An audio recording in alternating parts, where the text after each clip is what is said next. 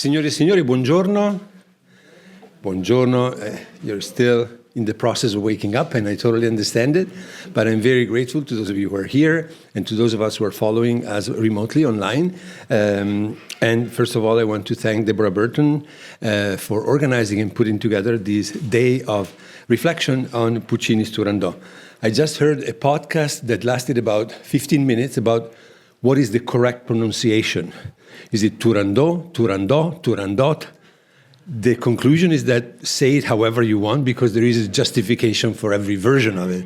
So I'll try to switch from one to the other in the two words that I'm going to say. For those of you who are here for the first time, it's a double welcome. Casa Italiana is the Center for the Promotion of Italian Culture at New York University. But more than promotion, it's a center for dialogue between Italy and the US. And probably nobody like Puccini is an example of this bridge of relationship between Italy and the US. I'm very eager to listen to some of the talks today, and I would like to just mention briefly what Casa does for opera, because I'm very proud of what we do, also because it's not directly the result of my work. I'm the only musically illiterate person in this department. Everybody else plays an instrument, is a musicologist on top of being a literary scholar or a history scholar. So I just sit and admire with awe what my colleagues do. And I think we can be very proud of what we do for opera specifically. Just in the most few years before, like in the last 10 years, we produced 3 new operas, brand new operas. We have an ongoing series of conversations on Italian opera. That means opera of any kind, obviously. That has like 7 or 8 moments every year, conversations that are moderated by Fred Plotkin with singers, directors, conductors, protagonists of the opera scene. But what I'm more proud of is what we are doing to introduce young generations to opera. And that's mostly the result of the work of Julian Sachs that you see back there. You don't see him. You will hear him mentioned many times during the day because people will invoke him for the audiovisual support. But he's really done, he has brought, I believe now it's a few thousand students, and non-students, but young adults, to the opera for the first time. And it's through this experiment that we have here, that we conceived together, but that Julian really animated, of offering a full immersion. It's an evening of 3 hours where they're introduced to a certain opera, and the day after, we take them to the Metropolitan, we pay the tickets, and that's how we get them sometimes hooked. And even if we don't get them hooked, we don't care, but we think, as an Italian institution here, that it's absolutely our duty that these young people are exposed at least once to this art form. Then they will decide what they want to do. They're not obliged to like it, but some of them do and come back again and again and again. And that's what really encourages us, this presence of young people. And the way in which we contributed really to creating that audience, because that's probably the most important thing to do. I always say that the only 2 places on earth where I feel young are the Metropolitan Opera and when I go to church in Spain. And that's it. So I think we need really to build new audiences. And in our little experiment here, in our little casa here, I think we are doing exactly that. But we're also very happy to have a chance to talk about opera in a scholarly way, like we are doing today with the top-notch scholars in the field, because we also believe in the fact that the philological reconstruction of opera, the scholarly research on opera, is a fundamental value that we need to pursue. So welcome to all of you, and thank you for the work you do to keep opera alive and to keep it really shining as you are doing. I just want to remind you that today is a full Puccini day. When our conference here finishes about 3:30, if you want, you can go up to the Italian Cultural Institute on Park Avenue and 68th Street. It's a very short subway ride on the 6th train, because there is going to be at 4 a conference. It's a small symposium with Gianandrea Noseda, the conductor, and other guests. And they're going to unveil a small exhibit about Puccini, photographer of New York. So that's a little gift on top of everything else. So I invite you also to participate in that if you can. And now, without further ado, I would like to invite to the podium the organizer of the conference, professor at Boston University, Deborah Burton. Thank you.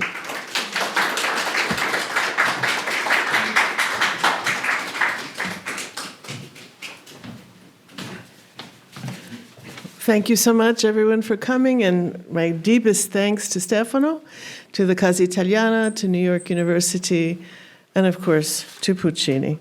Let me just get this going again.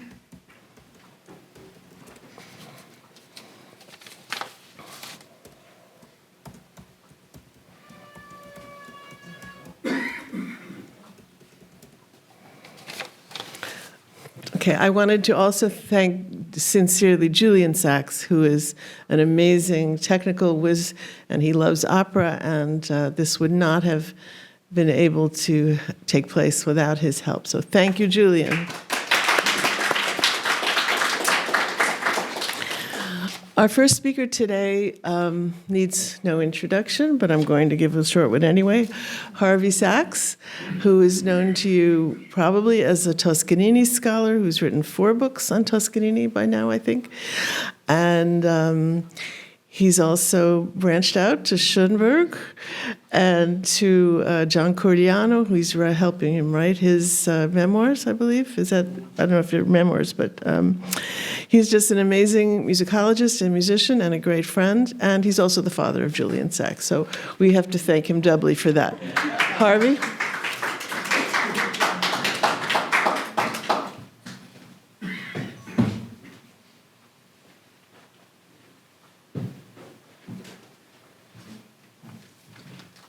Can I move this computer? Because I have to set my papers down here. I can just... You can just close it. Okay, close it. Yeah, that's fine.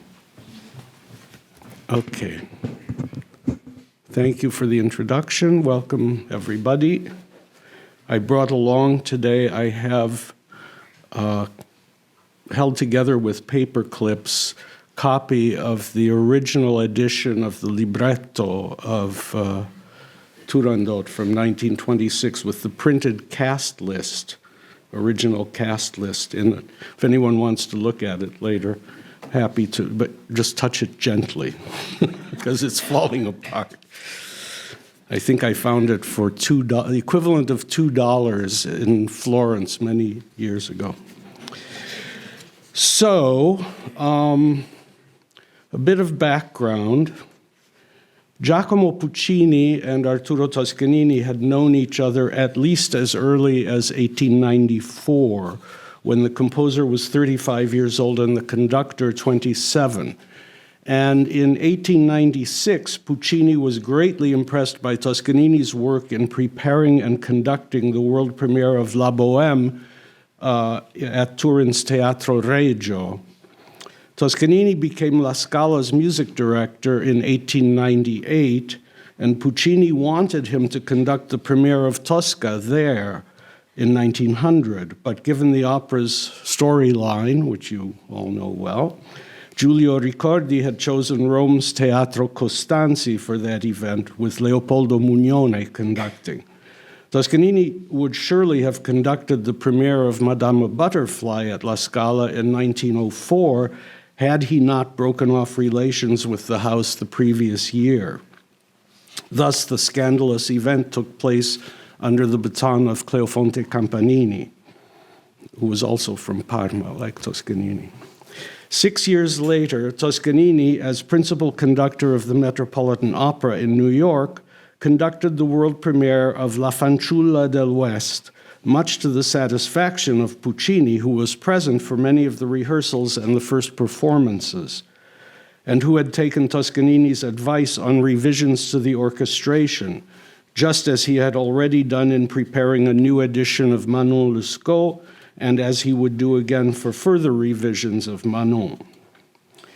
There were many ups and downs in the relations between the two men, on political matters as well as musical opinions. And Puccini was both angry and hurt by Toscanini's negative attitude toward the Trittico, which he never conducted, and presumably also toward La Rondine, since he never performed that work either. There may also have been some rivalry with respect to a couple of women in whom they were both interested. In any case, they often fought, but just as often made up. In May 1924, Toscanini had conducted the world premiere of Arrigo Boito's opera Nerone, and because he had heard rumors that Puccini, Mascagni, and several other composers had cast doubts on the work's musical value, he had had them barred from the opera's rehearsals. On August 4th of that year, Puccini wrote to complain to Toscanini that other people, unnamed, had tried to sow discord between them. But he also mentioned in his letter that Turandot, his new opera, was near completion. And he added, quote, "I'm taking plenty of time, the more so as it's not my intention to present the opera this year." A month later, Toscanini was in Bologna to begin preparations for the local premiere of Nerone, and Gioacchino Forzano, who was in charge of stage managing the gigantic work, had come along. Forzano, author of the libretti for Suor Angelica and Gianni Schicchi, suggested to Toscanini that they pay a visit to Puccini in Viareggio, and when Toscanini at first refused, Forzano told him that he had heard that Puccini was seriously ill. Toscanini relented. Puccini was delighted to see Toscanini and joked about his own voice, which sounded strange. "Don't you hear it, Toscanini? I used to be a basso, now I'm a tenor. I sound like Lucia's husband," referring to Arturo in Lucia di Lammermoor. To tranquilize him, Forzano said, "We joked about this. What a piece of luck to become a tenor all of a sudden. He would be able to sing in Turandot himself. At least he would be satisfied with the interpretation." "It's just a little grain of flesh, like the head of a pin," Puccini told them about his throat problem. "The doctor wants to see me again in a few days." After his guests had departed, Puccini wrote to his friend Riccardo Schnabel-Rossi, "Toscanini has just left and all the clouds have disappeared, and I am very, very happy about it. I'm sure that in his hands Turandot will have the ideal performance, and this will be in April, so I have all the time in the world to finish the bit that I still have to do." I showed him and played him some parts, and I think he was very satisfied. And so the whole disagreeable situation has ended. End of quote. Almost immediately thereafter, Carlo Clausetti of the Ricordi Company convened a meeting in Milan on September 19th, this is 1924, of course, with Puccini, Toscanini, Turandot's librettists Renato Simoni and Giuseppe Adami, Forzano, and the great costume designer Luigi Sapelli, better known by his nome d'arte, Caramba, to begin serious planning for the Turandot premiere the following spring, 1925. 6 weeks later, however, when Toscanini and Forzano were back in Bologna for performances of Nerone, they received word that Puccini's condition had worsened. Maestro Toscanini was very agitated, Forzano recalled, and on November 3rd they returned to Viareggio. Puccini himself opened the gate for us, Forzano later wrote. "I'm leaving for Brussels. They've ordered me to leave immediately. It seems to be something very serious. Not dangerous, but very serious." Excuse me. When Puccini asked Forzano for a cigarette, Elvira, the composer's wife, said, "No, don't give it to him for pity's sake. They've advised him not to smoke." But Tonio, Puccini's son, who was sitting behind his parents, gestured to Forzano as if to say, "Let him smoke if it makes him happy. There's no hope anyway." Forzano noticed that the truth had been confided to Toscanini, too. Puccini and Toscanini discussed the new opera. They were bent over the pages of Turandot together, Forzano said, and when, from some short question or comment Toscanini's, Puccini understood that without needing to speak, to explain, to play, excuse me, all of his intentions, even the subtlest of them, had already been grasped with sure, rapid, and precise penetration. He would stand up straight behind Toscanini's back, look at us and wink, and he would giggle admiringly and happily. It was clear that he was tasting in advance the joy that he would have at the rehearsals in hearing his opera revealed by that great, generous artist. Excuse me, I'm just getting over a sinus infection, and I'm going to pop a mint here.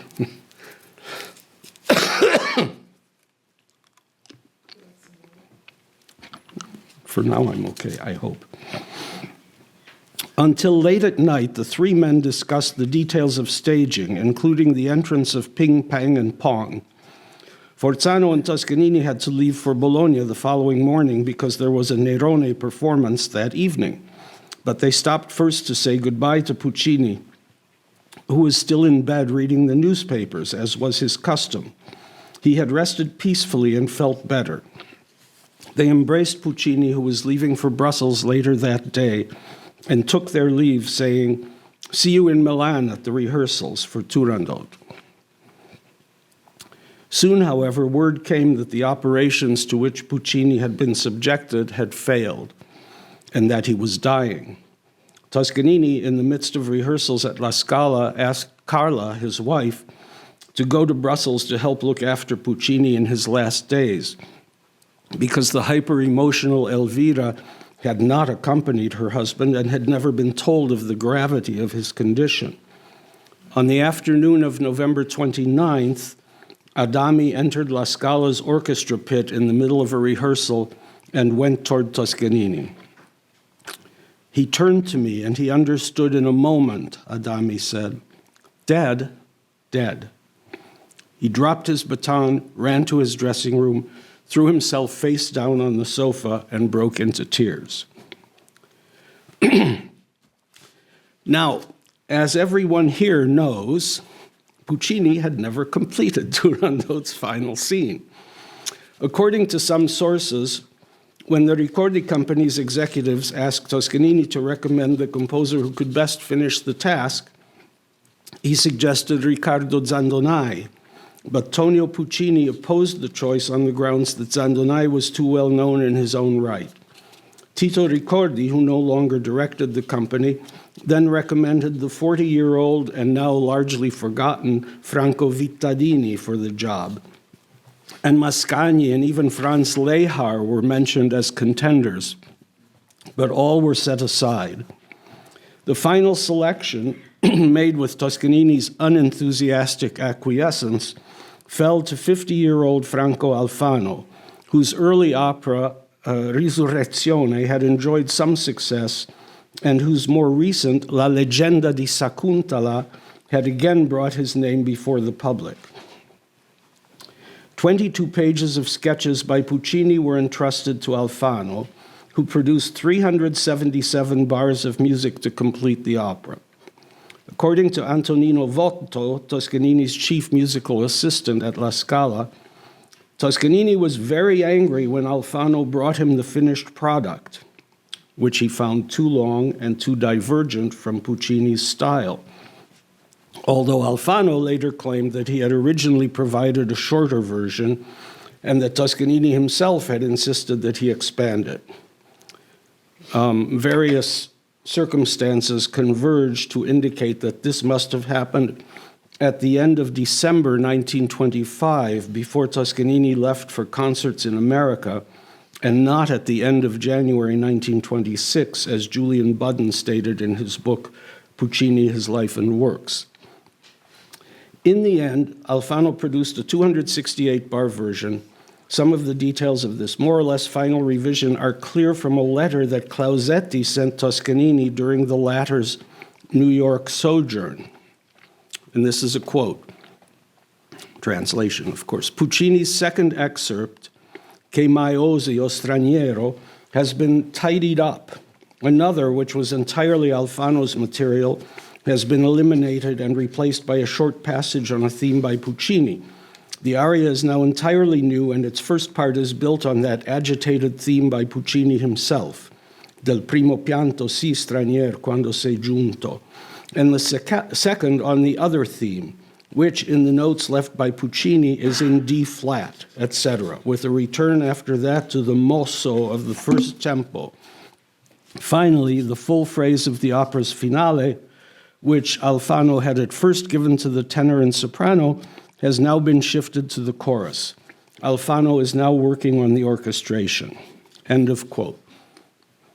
Toscanini accepted Alfano's third version, albeit without conviction. According to contemporary accounts, after the dress rehearsal, Alfano approached Toscanini and asked him, "What do you have to say, maestro?" Toscanini replied, "I say that I saw Puccini approaching from the rear of the stage to clout me." Almost as controversial as Alfano's ending, and even harder to disentangle, is the matter of the original cast for Turandot's three principal roles. A telegram that Angelo Scandiani, La Scala's general manager, had sent, undoubtedly under instructions from Puccini and Toscanini, to Herbert Johnson, the Chicago Opera's general manager, on October 8, 1924, clears up part of the enigma. "Glad to announce you that Maestro Puccini and Toscanini selected Rosa Raisa and Edith Mason for the creation of the two female roles in Turandot, which will have the world premiere next April at La Scala. Stop. For the baritone role, Giacomo Rimini. Stop. Raisa and Rimini, her husband, did indeed sing the roles of Turandot and Ping, respectively, at the world premiere. Nevertheless, Maria Jerica, a beautiful Czech soprano who was a star at the Vienna State Opera, always claimed that Puccini had promised the role to her. He had, in fact, offered her the hope, but contractual reasons eventually gave Raisa the edge. Maestro Gianandrea Gavazzeni, who attended the dress rehearsal, later described Raisa as an absolutely ideal Turandot, and Alfredo Casella, who was at the premiere, said that Raisa's, quote, interpretation of the extraordinarily difficult role was one of her finest achievements, unquote. Mason, a well-known American soprano, would have sung the part of Liu had the Turandot premiere taken place in 1925, as originally planned. But in the spring of 1926, she was pregnant and had to withdraw. The Liu question, however, is further complicated by the fact that Gilda Dalla Rizza and Toti Dal Monte each declared that Puccini had wanted her for the role. As it happened, neither soprano was on La Scala's 1925-26 roster, and Toscanini's choice fell on Maria Zamboni, who had already sung important roles at La Scala. Gavazzeni recalled, Zamboni, for the quality of her sound, was highly suited to the part. Scandiani's telegram to Johnson did not mention who the leading tenor was to be. Giacomo Laurivolpi, Beniamino Gigli, and Giovanni Martinelli each claimed that Puccini had wanted him to take the part of Calaf, but all three were on the Metropolitan's roster at the time. Martinelli later declared that he had been warned by Giulio Gatti Casazza, the Met's general manager, that if he sang at the Milan premiere, he would not be re-engaged in New York, where his earnings were much greater than La Scala could have offered him. And similar warnings may well have been issued to his two colleagues. Besides, Toscanini had not yet forgiven Laurivolpi for a dispute they had had over Rigoletto 4 years earlier, and Gigli felt that the role of Calaf was unsuited to his voice. Toscanini opted for the Spanish tenor Miguel Fleta. Some historians have claimed that Puccini disliked Fleta's voice, whereas the composer merely objected to the tenor's taste for hanging on to high notes, which in any case Toscanini would not have permitted. Gavazzeni recalled that although Fleta had some trouble in Alfano's final duet, the rest of his interpretation was superb. In the event, Fleta sang only the first three performances, after which he was replaced by Franco Lo Giudice and in later seasons by other tenors. During the rehearsals, Raiza recalled, Toscanini worked tirelessly on every detail, and he required the singers to sing their parts full voice to get the roles into their throats in opera parlance. She remembered him giving particular attention to the ping-pang-pong scenes during the ensemble rehearsals in order to achieve an ideal balance between music and stage action.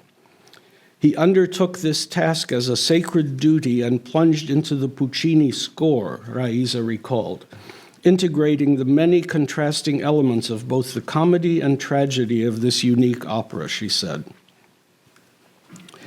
Long lines of people hoping to buy standing room tickets formed under La Scala's porticos on the rainy afternoon of April 25th, 1926. And an hour before curtain time, the galleries were alarmingly jammed. By 9 o'clock curtain time, the rest of the auditorium overflowed with spectators, including, quote, composers, singers, writers, major impresarios, conductors, publishers, the whole Olympus of the theater and opera worlds, the Corriere della Sera reported, plus a multitude of journalists and critics who had gathered from all over Europe. According to Il Secolo, quote, when the lights went out and Arturo Toscanini emerged from the orchestra's door and proceeded toward the podium, the great conductor was not greeted with the usual applause. There was a minute of deep silence, a tribute to Puccini.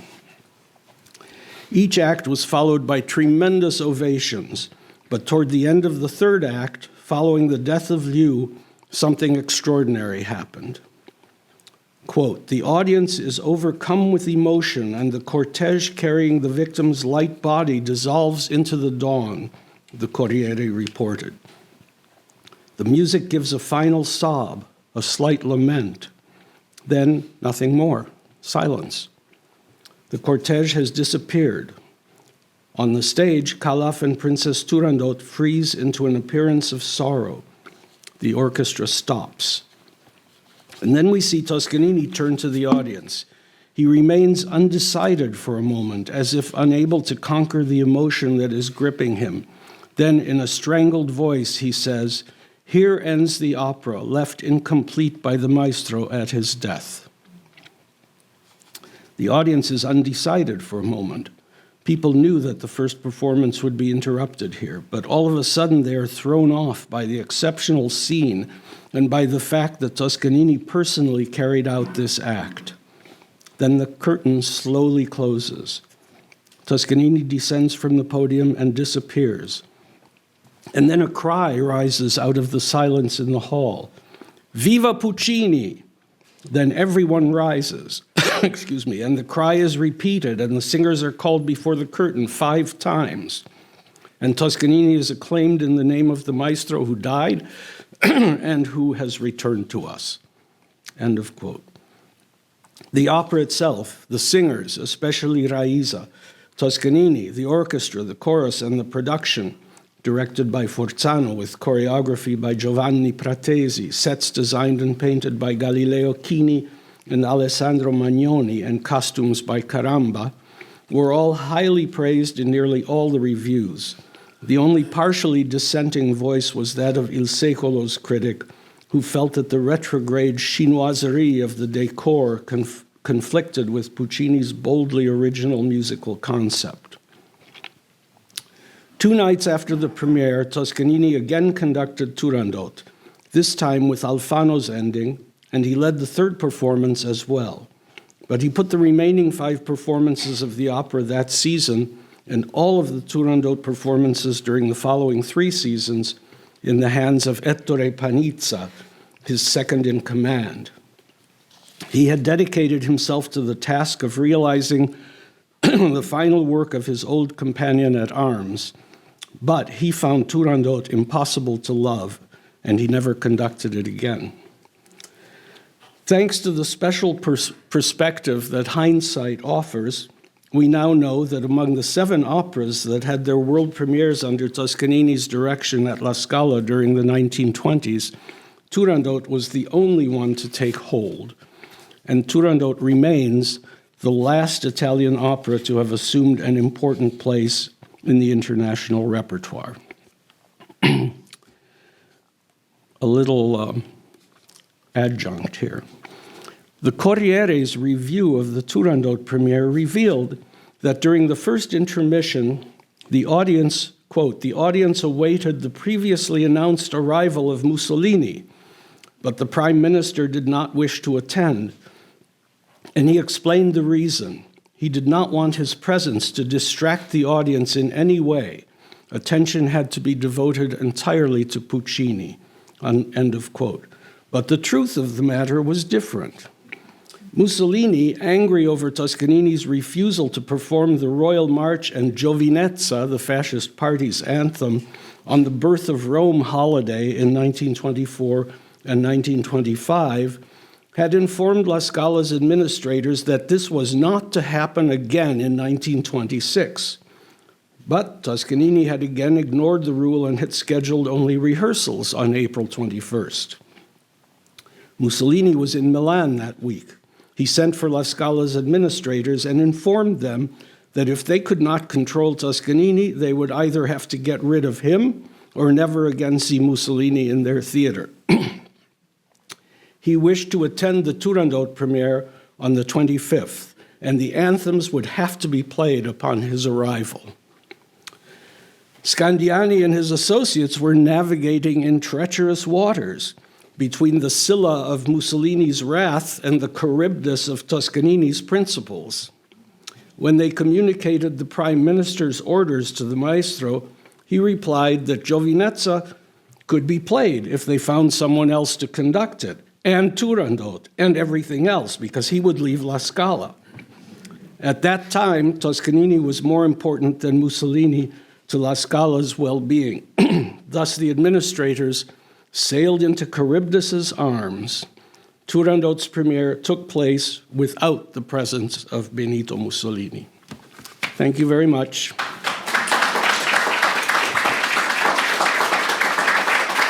Thanks. Any questions? Yeah. Yeah, I've heard. Wait, do I need that? Quite noisy. Yes, is the rumor, or is it a rumor? I read somewhere, I think, that Alfano was denied access to the completed full score of the rest of Turandot before he did the completion. I imagine Debbie knows more about that than I. I know nothing about that, actually. So it's a little more complicated. He didn't ask for the score until very late, after he'd already composed his version. And then, but it turned out he was not given all the sketches, the sketches as well, so that he didn't really have all the materials to work with. But it was really his own decision not to look at Puccini's finished first two acts. Yeah. Any other questions? Okay. Well, thank you so much, Professor Sachs. Thank you.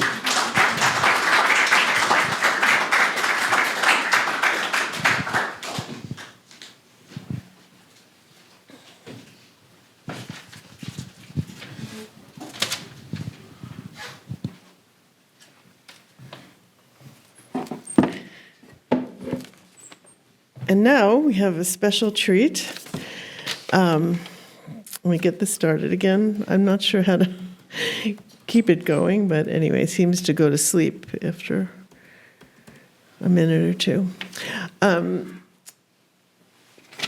We are very lucky to have with us in spirit, unfortunately not in person, the Chinese composer Hao Weiya. He was planning on being here. He had his plane tickets, he had his hotel reservations, and I was very excited to finally be able to meet him. And he would have been a wonderful addition to this conference, but he unfortunately got ill. And so he sent a video. And so we'll watch that, and I'll follow that with some excerpts, video excerpts from his completion of Turandot. Let me just say, you have his biography, of course. He was a very young composer when he got this commission to write for the opening of the National Performing Center in Beijing. he was studying, actually he was a visiting scholar in Rome at Santa Cecilia, and he got awakened one morning at 6 a.m. saying, "How would you like to write this finale?" He had never written an opera before, but he did speak Italian, and he had studied in Italy, so he was chosen for that. I will add one thing that he's probably not going to say in this videotape, which is after he completed it, he was suddenly, he got very ill. I forget exactly what the problem was, but he was sure that he was doomed, just like Puccini and Alfano had eye problems. He was very superstitious, but he's fine. And now he's the chair of the composition department at Beijing Central University. So let's watch his video. Buongiorno, signore e signori, e cara Deborah. Io sono Hao Weiya, compositore, professore di composizione, direttore di Dipartimento di Composizione Conservatorio Centrale di Musica di Pechino, Cina. Sono molto lieto di essere qui con voi per condividere la mia esperienza nella composizione del finale e duetto dell'opera Turandot. First of all, please accept my deepest apologies for not being able to be with you in person today due to personal circumstances. It is with sincere regret that I miss the special occasion. Yet, I'm truly honored to share with you in just a few moments my unforgettable journey of completing Il finale e duetto di Maestro Puccini's Turandot. 19 years ago, in June 2007, I was a visiting scholar at Conservatorio di Santa Cecilia di Musica in Roma, come borsa di studio. Late one night, I received a call from Mr. Chen Zuohuang, music director of the National Center for the Performing Arts, NCPA. The NCPA would open in December 2007, and they invited me to recompose the final and duet of Puccini's Turandot as its inaugural open production. I was deeply honored. In March 2008, the NCPA presented 7 performances of this new production Turandot. The NCPA chose Turandot for 3 reasons. First, it is the most famous Western opera set in legendary Beijing, perfect for the new national theater. Second, its message, love conquers hatred, reflects universal human values.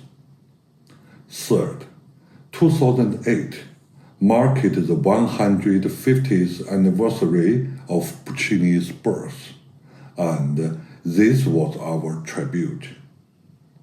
Maestro Puccini passed away suddenly in 1924, leaving the final unfinished. He left 23 pages of sketches, about 10 readable. In my version, I did 3 things. 1. I used themes from Puccini's sketches. 2. I kept his main motifs from Acts 1 and 2. 3. I added my own original music, staying tuned to Puccini's style. To do this, I studied all 12 of his operas. As a Chinese composer, I asked myself, can I write a Chinese princess Turandot that the whole world accepts? Can I go back to Italy more than 80 years ago and compose in the music language of that era? Opera, Puccini, Turandot, these are Western culture symbols. China has no native tradition for this. I also wanted to add Chinese elements naturally, not as forced symbols. But I have no final answer. I simply devote myself fully and strove to complete this work with sincerity and diligence. I began writing in Italia at Torre del Lago in August 2007 and finished the full score in Beijing on September 24. This journey has been one of the most precious and unforgettable experiences of my life. I'm deeply grateful to the dear friends in China and Italy, without whose trust and support this work would never have been possible. I know full well that no creation is ever perfect. With an open mind and a humble heart, I sincerely welcome your insights, comments, and guidance. Thank you. Grazie e arrivederci.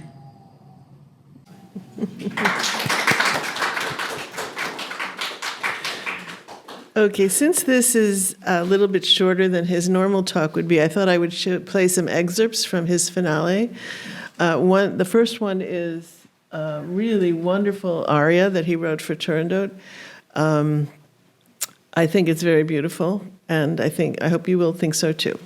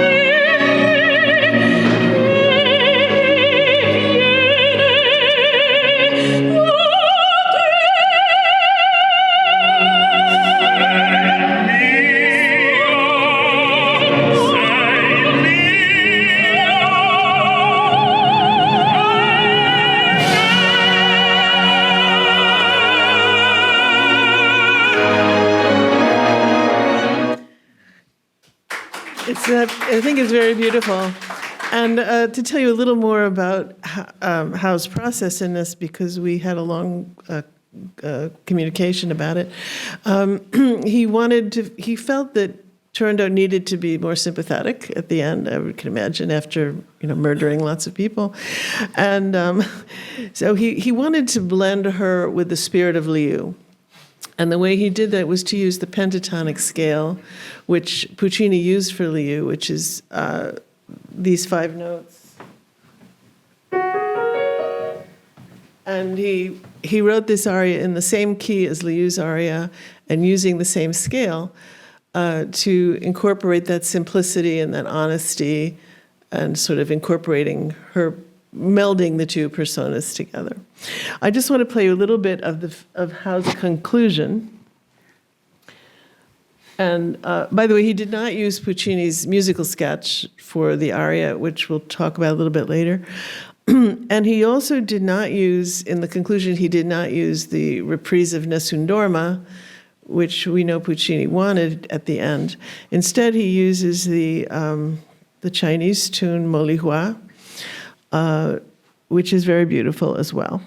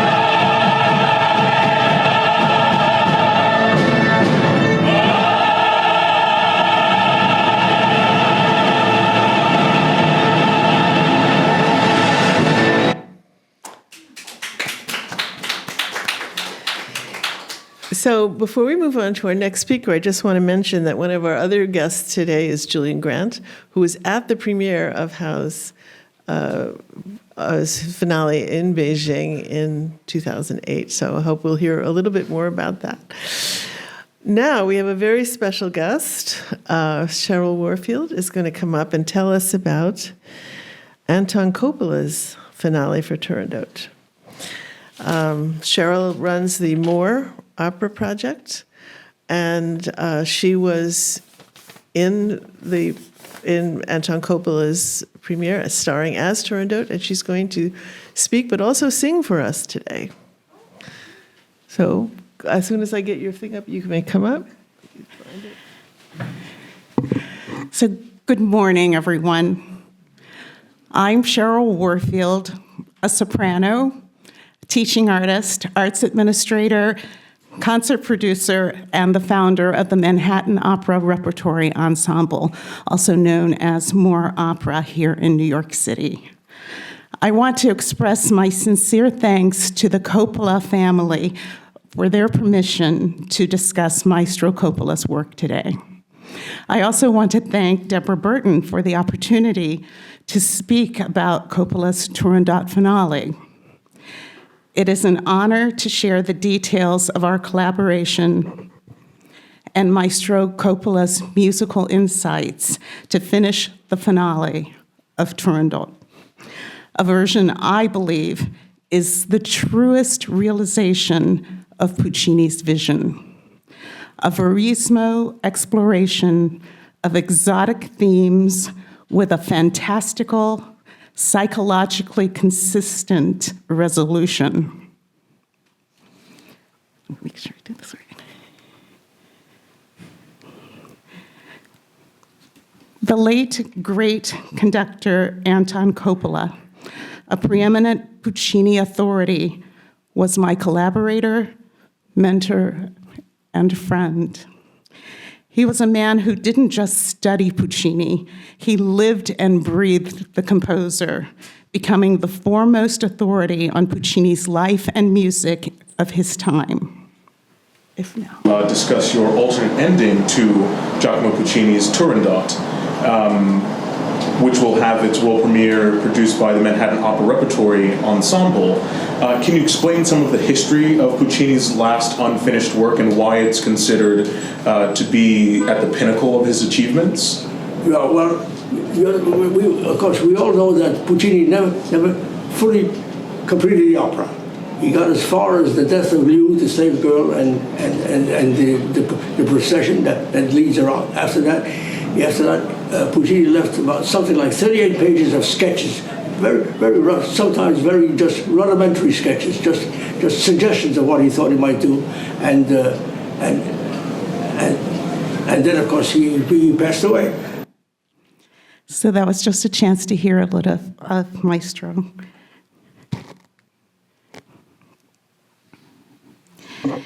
In Coppola's version, the interaction between the unknown prince and Turandot is a collision between a desperate mortal and an immutable myth. After Calaf forces a kiss upon her, Turandot does not melt. She is repulsed. She questions him. With a forceful, obscene kiss, you think to dominate the princess of the celestial kingdom? She perceives the prince as a formidable opponent worthy of her challenge. She acknowledges his boldness and threatening demeanor, which should intimidate her, yet she remains resolute in defiance, confident in her own power and identity. This dynamic interaction encapsulates themes of pride, strength, and defiance. And now I would like to switch sides of the stage and to sing just a little excerpt. And my pianist is Tom Jennings.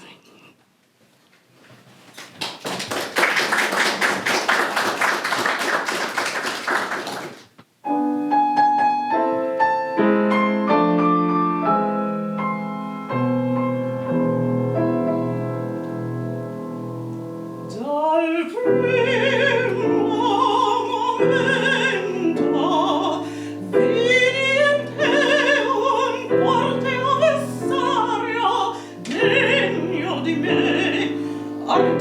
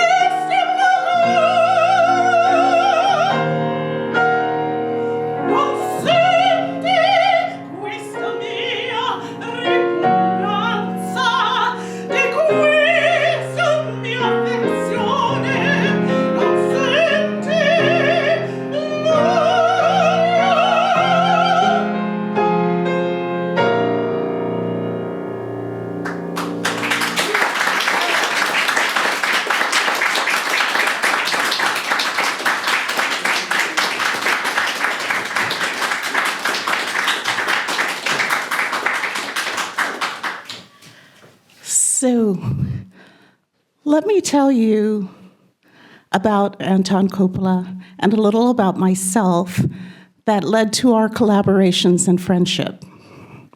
As a conductor, Maestro Coppola was extraordinary and demanding. He conducted more operas than any active conductor in his time. Although diminutive, barely 5 feet tall, he seemed like a giant as he wielded his baton and barked commands with his gruff voice in rehearsal.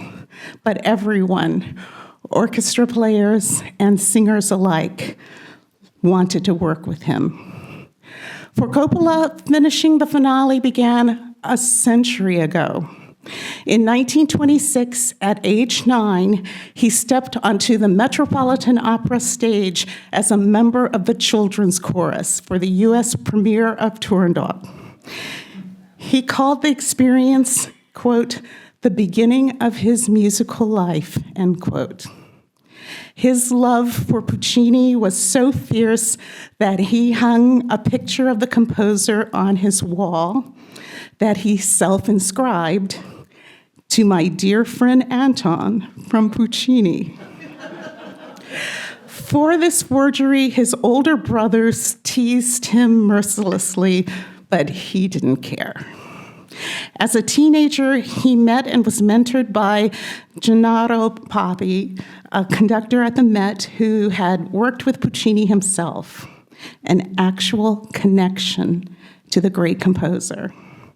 Coppola soaked up everything he could, especially when Papi shared Puccini's uninscribed intentions, the secrets of the music that never made it to the page. Later in life, Coppola would regret that he was unable to find a conductor willing to learn these intentions of Puccini. He stated young conductors were only interested in their own ideas for the music, not traditions. Maestro did not want to impose his own musical ideas on the Turandot ending. He wanted to enact Puccini's so that it seemed as if Puccini had composed it himself. Maestro explained to me that Puccini could not compose music without the libretto. After reading letters Puccini had written to his librettists questioning the ending, Maestro felt strongly that others had diminished Puccini's concerns, accepting what Maestro facetiously referred to as a cliché Hollywood ending, especially being a part of the Coppola film family. To Coppola, this was not a true Puccini and what a true Puccini ending should be. He believed Puccini's choice of the fantastical Turandot tale, blending exotic themes with magical or surreal elements, leaned towards existentialism, not wish fulfillment. My part on this journey to finish the finale was to produce the world premiere reading under his baton. My motivation was threefold: to work with Maestro artistically and collaboratively, to sing the role of Turandot with this new, more believable perspective, and to pay homage to my favorite composer. My own admiration for Puccini began nearly 6 decades after Maestro's in a small town in northeastern Ohio. At age 15, my voice teacher presented me with several selections for a vocal competition. As I played through Quando men vo from La Bohème for the first time, I was captivated, not only by the beauty of the music, but the sense that I was at home, that the music was a part of me. At age 17, I won a vocal competition singing Une Belle Vie from Madame Butterfly. That same year, I went to college, and it was decided for me that I would major in accounting. By the late 1990s, I found my way back to music after a successful career as an auditor and financial consultant. I was living in New York, singing as a professional chorister on Broadway and at the Met, and aspiring to do solo work. A baritone colleague of mine invited me to an opera rehearsal that Anton Coppola was conducting. I was mesmerized as I watched him interact with the singers and the pianist. From that moment, I knew that I had to work with Maestro Coppola someday. Someday would be nearly 15 years later. In 2013, Maestro Coppola gave a masterclass in which I sang Vici d'arte at Ioria Studios on the Upper West Side. After the masterclass, I approached the maestro to conduct for more opera. He said he would consider it. That August, I invited Maestro and his wife, Almerinda, to more opera's performance of Aida with piano.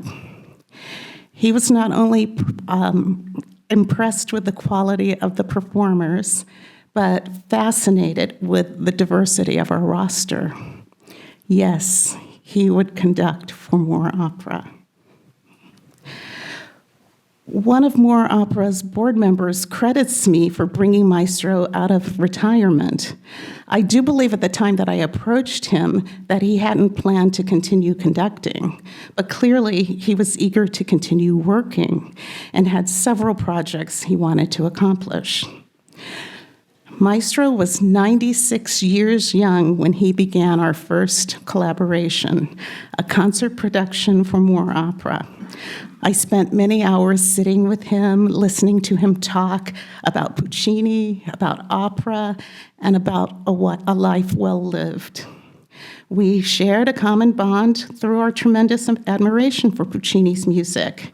And so this was a magical time for me. I was working with the recipient of the Puccini Foundation Lifetime Achievement Award, who would coach me in the roles of Tosca, Suor Angelica, and Turandot. And he provided me with priceless musical insights. Every coaching was a thrill, a dream come true.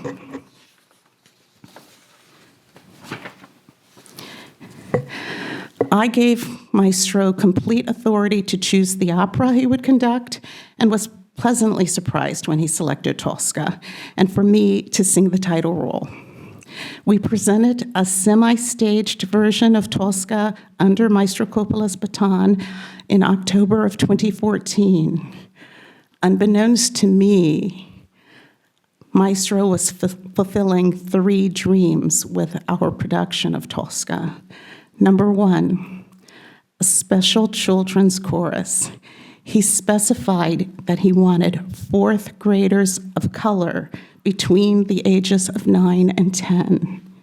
He was paying forward the gift of music given to him in 1926.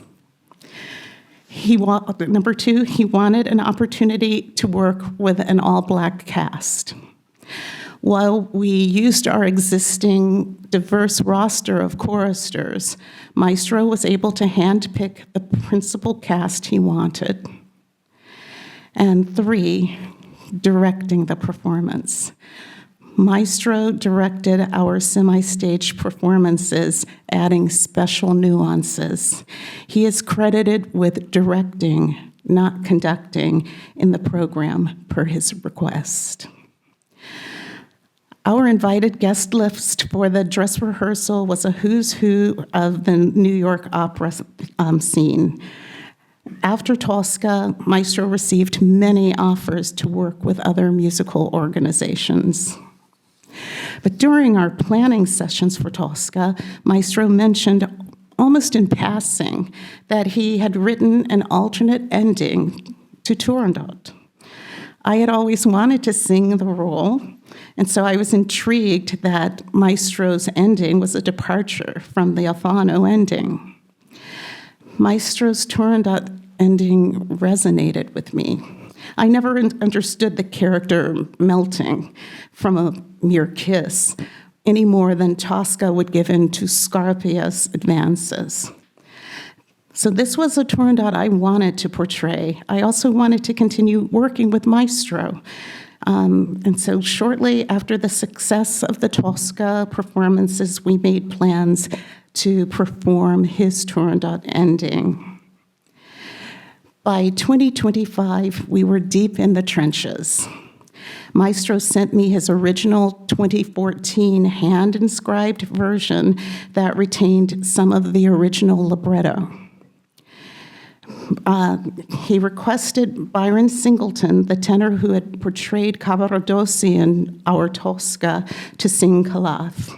We began rehearsals on the duet in the summer of 2016.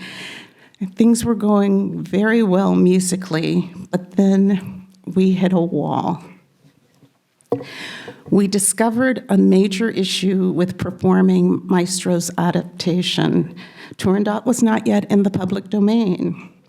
With rights issues possibly dooming the project, Maestro and I refused to be defeated by this snag.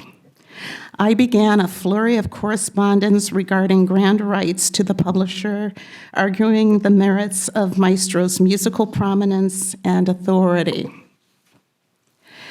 Meanwhile, Maestro Coppola had something else in mind. He realized he could fulfill Puccini's century-old request for a revised finale. Maestro discarded the original libretto entirely and set Puccini's musical sketches to a new text of his own making. Every 2 to 3 weeks, I received revisions in the mail, the snail mail, culminating in a fantastical ending that remained true to Puccini. Maestro said, and I quote, "I studied what the text says and altered it to fit the alternate ending. I looked around for what I thought was suitable for the particular statement. For example, when Turandot says, 'I know his name and his name is death,' I had to find music for that. Puccini is so unique. His fountain of melody is so rich that it was not difficult to find," end quote. In critiquing Maestro's ending, you must look at the span of his life, from a 9-year-old boy at the Met to a 100-year-old man conducting his own birthday concert at Opera Tampa. He didn't want to compose the ending as Anton Coppola. He wanted to be the vessel for Puccini. He had painstakingly and meticulously studied Puccini's sketches, seeking the truth that lay beneath the unfinished bars. Maestro said, quote, "This Turandot is a tapestry of Puccini." I quote from Puccini. And let me just see. I'm sorry, I lost my place. I quote from Puccini and didn't create anything original for a few bridges here and there, a few bars, end quote. And yet, in those few bars and in that tapestry, Anton Coppola gave us a fantastical ending where the princess remains pure, the prince is betrayed, and the cycle of the myth remains unbroken. As Maestro once said, quote, "The way that Puccini's Turandot ends, it doesn't end. It's the end of the great Italian opera tradition," end quote. We were granted permission by the publishers to move forward with the reading and began casting the roles of Ping Pang Pong, who are pivotal to the fantastical ending, in October 2016. I received an envelope postmarked November 25th, 2016, containing Maestro's final changes and a note saying, quote, "Dear Cheryl, the enclosed is the final revision, which involves only textual changes. I wanted to entirely eliminate all traces of the words by the original librettist so that I can claim that this revised version of the Turandot duet is entirely new and original. This is music by Puccini to a text by Coppola, end quote. But Maestro was very firm on, at one point, he insisted the ending was not his. He said, "It is not Anton Coppola's Turandot, it's Puccini's. It's Puccini's Turandot in this new perception by Anton Coppola." He added an introduction by the Mandarin, allowing the possibility for his finale to be performed as a self-contained, standalone production without the rest of the opera.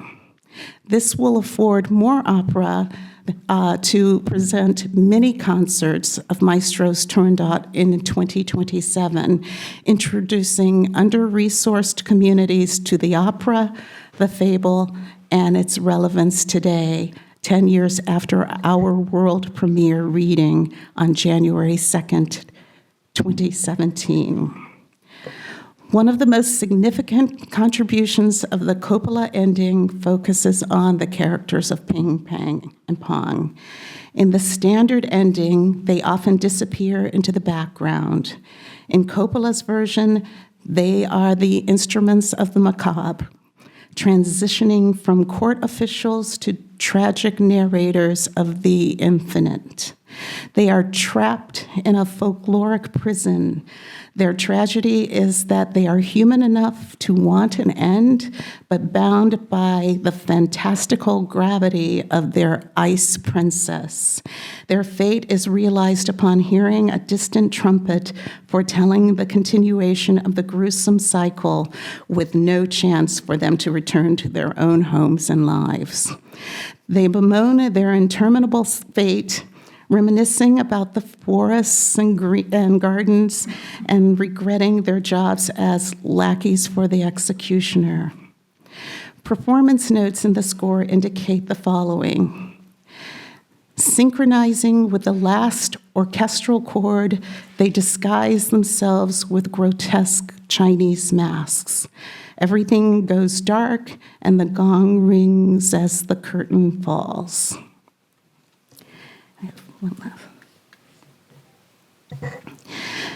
Anton Coppola's journey with this work lasted nearly a lifetime. Amazingly, although he first considered this to be his last hurrah, he went on to compose another opera and to conduct a 2-hour concert of his music for his 100th birthday for Opera Tampa.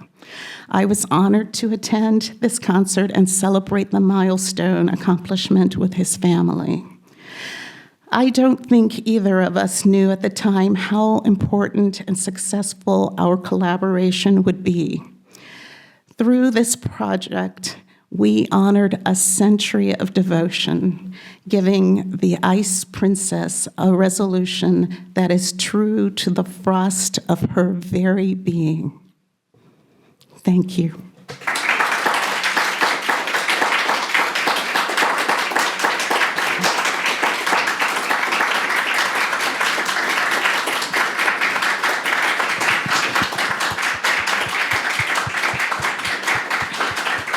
Maestro.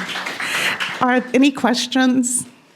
First, I just want to say I apologize for my mistake earlier, but I couldn't imagine anything following that wonderful singing. So I thought the pianist had to leave. I see. So, does anyone have any questions? Yes, we'd like to know the performance information of January of 2027. When you're going to perform?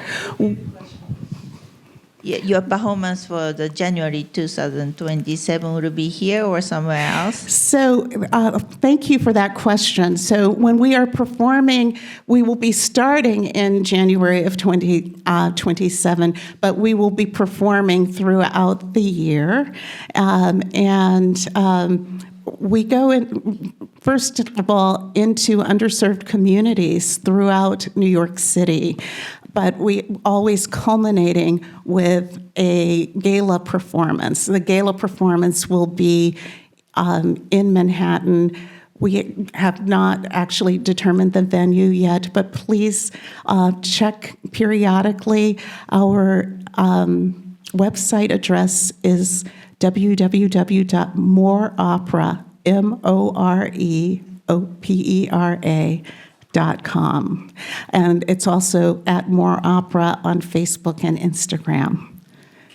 Thank you. Thank you for that question. Any other questions? Well, thank you so much. It's truly been a blessing to have you with us and to see so many different sides to get to know you and your history. But I have to tell you also, it was very interesting to hear the last opera because that's so beautiful. But of course, the different perspective, of course. And there's so many things that can be done with it. Thank you.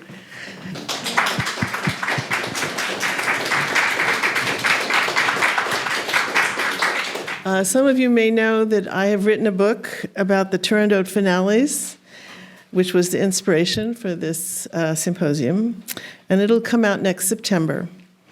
But because we have so many of the actual composers of the finales represented here today, I'm going to use my time to talk about my own finale.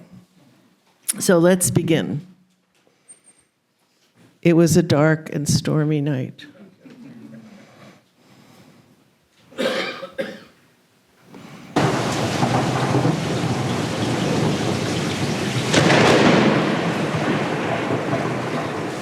Just kidding.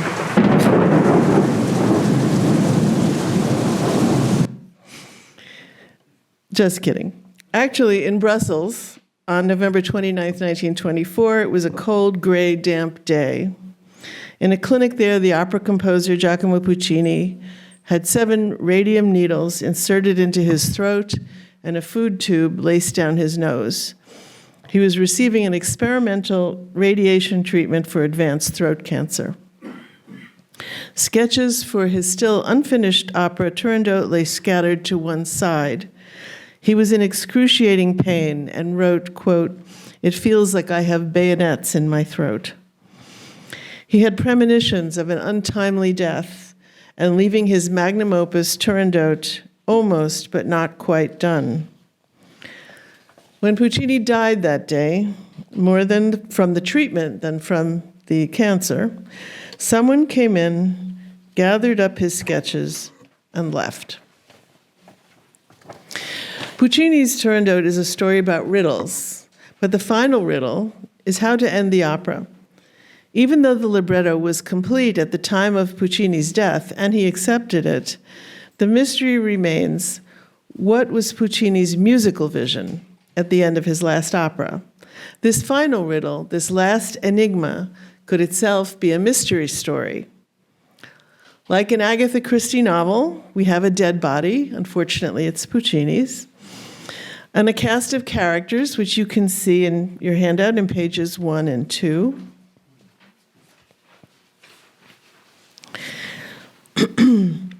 We have clues and even a will of sorts. The will, in quotes, consists of the notations and instructions that Puccini left himself on the sketches. So let's examine the evidence. I've noted the clues here in your handout on pages 2 to 3. An orchestral peroration. Puccini said that he wanted the orchestra to have the last word, as he almost always did. Number 2, anapaests. Many of the rhythms used in the opera are anapaests, which is short, short, long, such as Turandot, Putin Pau, and the rhythm of Liu's Tu che di gel sei cinta, and her cortege.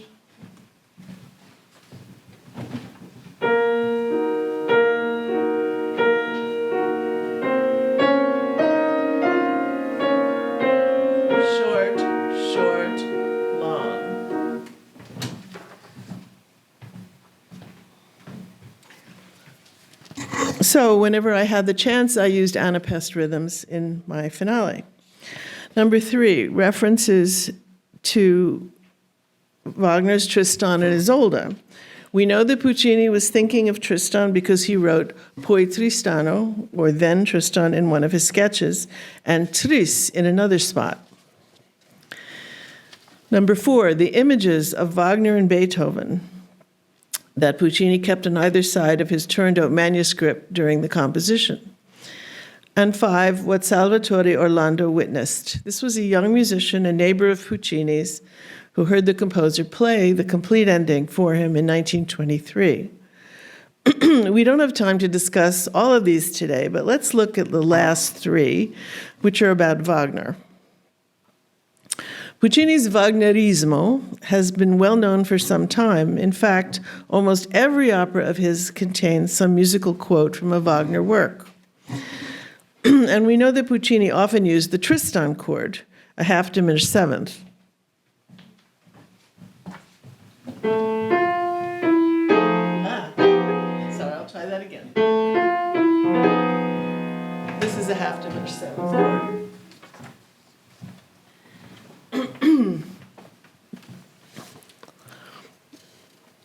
But as you can see in example 1, it's example 2, and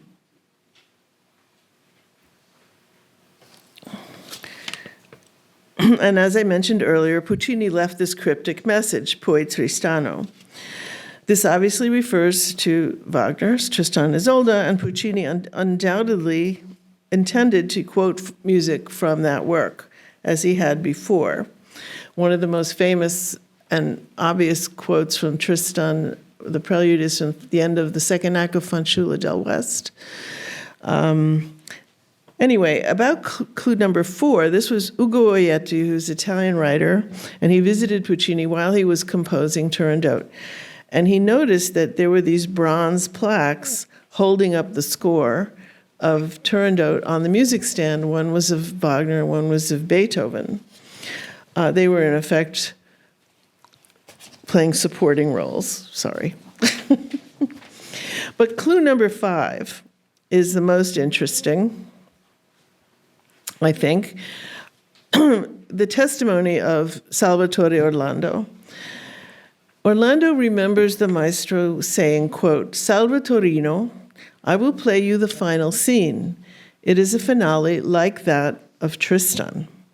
And we'll talk about what I think that means in a minute. So I've always been curious as to how Puccini would have completed Turandot, and I got a lucky break thanks to the musicologist/detective Dieter Schickling. It turns out that Puccini's purloined papers, the ones that were collected after his death, were taken by a man named Guido Zuccoli, who worked for Puccini's publisher Ricordi. Schickling had tracked them down to a private collection in Germany and eventually shared them with me. One of Zuccoli's jobs for Ricordi had been to transcribe Puccini's almost indecipherable deathbed Turandot sketches to help the younger composer Franco Alfano complete the finale in time for the La Scala premiere in 1926. Alfano also had an eye issue, and so he really couldn't read those sketches. Well, what happened was Zuccoli did not give Alfano all the sketches he had, and he did not also give them back to Ricordi later on. And so they're not in the Ricordi archive. He kept some, and they were later sold by his family into private collections, to at least one private collection. So through Dieter Schickling's generosity in 2018, he sent me the scans of these purloined Puccini papers. So these, quote, new sketches answered a lot of questions, and it made possible to reconstruct a more Puccinian finale. But like the dog Sherlock Holmes realized did not bark, we have to understand what Puccini did not leave behind. There are still no autograph musical sketches for 3 things: the kiss between Turandot and Calaf, as you can see in your handout, Turandot's aria, where she reveals that she loved Calaf at first sight, unlike her other suitors, and 3, the conclusion, the happy ending. So anyone who completes the opera has to create music for at least those 3 moments. Now, I'm not a composer and have absolutely no talent for it. I consider my work here to be more like that of an art restorer, and my goal was to create the finale using all the documentary evidence available in order to recreate a version that the public would have heard in 1925 if Puccini had lived a little longer. So chapter 1 of our mystery begins, the kiss. Puccini wrote that he wanted a modern kiss, or whatever modern meant in 1924. But because there are no sketches for the big kiss, and I wanted to do better than what was left of Alfano's version, which was basically bam, bam, bam, I modeled the music on the kiss that Puccini used, because he wrote for The Girl of the Golden West in 1910, which was his first proclaimed modern opera. You can see that in your handouts in example 2A. So the fanciulla kiss uses a repeated motive over whole tone harmonies. And whole tones divide the octave equally into 6 whole steps. You might recognize this type of harmony from dream sequences or science fiction movies. So this is what whole tone sounds like, right? And so let me play you a little bit of the fanciulla kiss.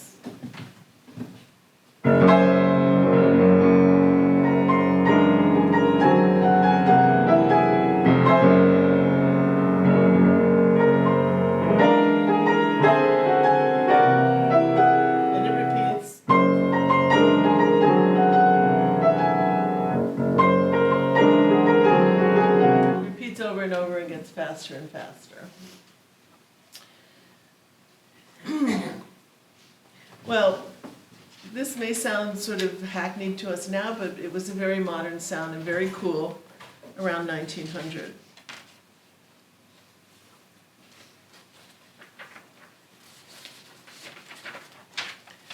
So for my solution, I basically just followed Puccini's footsteps. I took the opening motive of Turandot's Act 3, which sounds like this.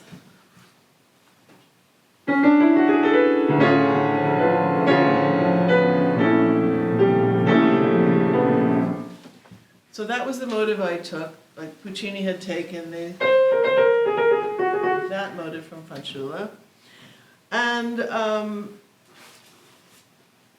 I added some bitonality. And so what is bitonality? It's 2 different keys at the same time. So we have D minor in this case, and C sharp major. This was the chord that Puccini uses at the beginning of the opera and also at the end of Maestro Coppola's opera. He returns to that chord. Which, by the way, Lehar stole and used it in one of his operas after having dinner with Puccini. Anyway, so this is what my version of the kiss sounds like. And then I'm going to play you a recording of it, but just to give you an idea. It's based on not whole tones, but on the equal division of the scale by major thirds. D, F sharp, B flat. And it repeats the motive on those 3 steps. And this is something Puccini had done earlier in Turandot. Not this music, but this technique. So.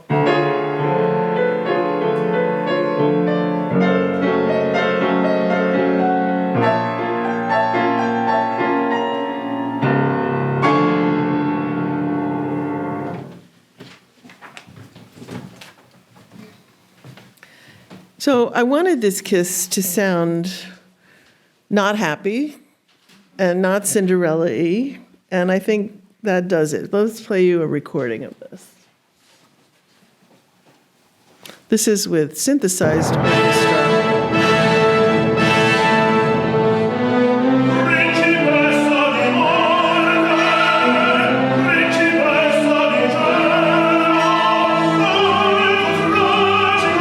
That's the wrong cut. Let's try that.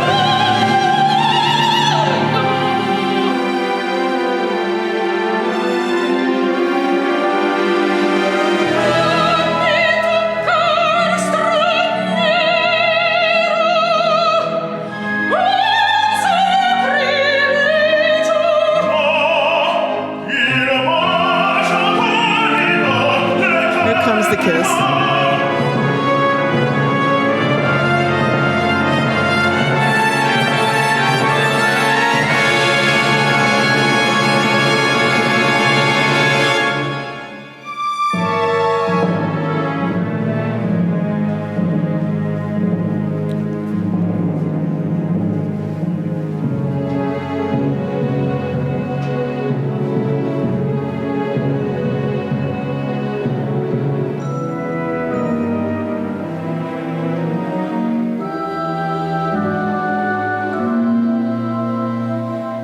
Yeah, I let it go on a little bit because I wanted you to hear that Turandot's reaction is not Cinderella, oh, my prince, kiss me, but she's destroyed. She feels destroyed by this kiss.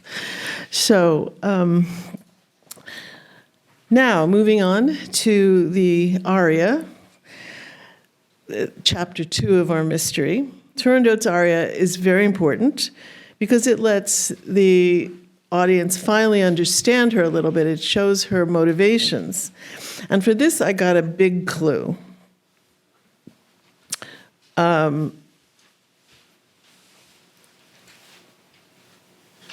Puccini only left a few bars for this in his sketches for this aria del primo pianto from the first tiers, which you can see in example 3.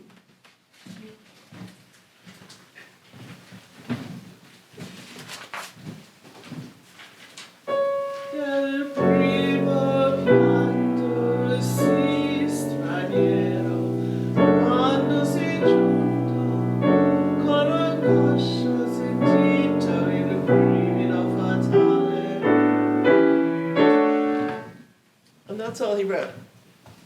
Or that's all he left, anyway. But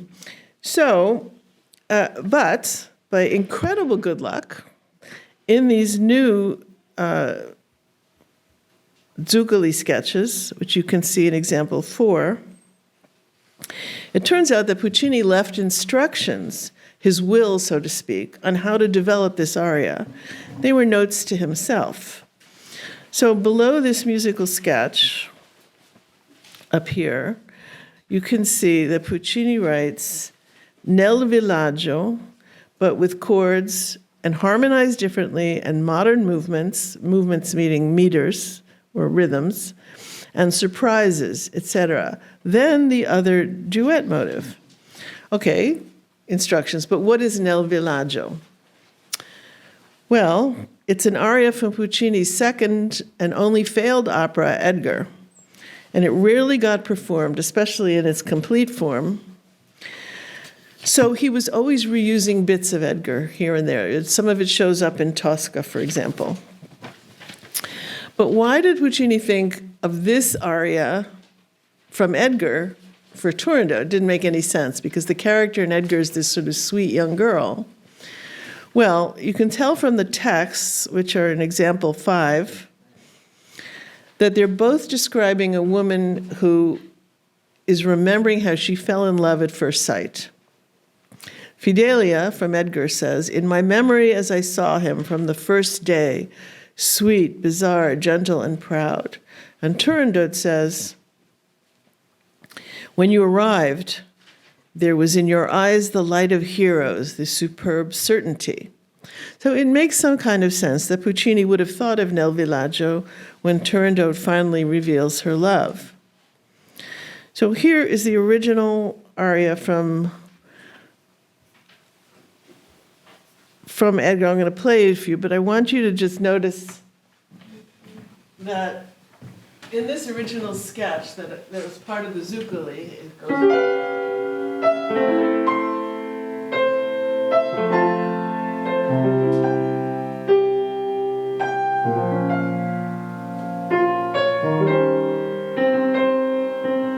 And here where it says Nel Villaggio, you get the actual melody from Nel Villaggio. So try to remember that as I play this little cut from Edgar.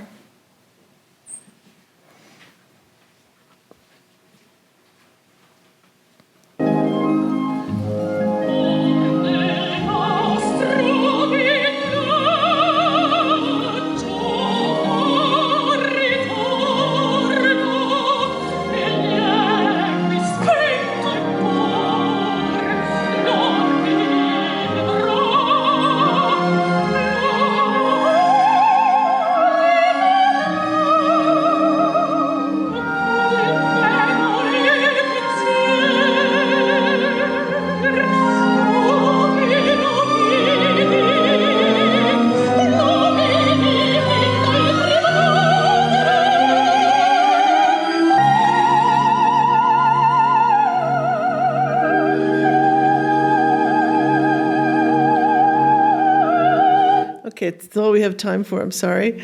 It's very beautiful, but it doesn't sound anything like Turandot, right? But he takes that melody and he wants to modernize it, in effect. So here's my modernized version. You can see the score in example 7.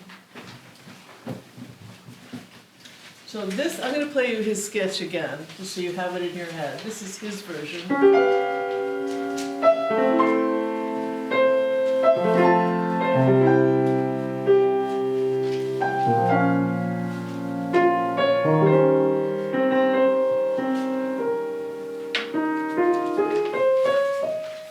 Okay, so here's my version.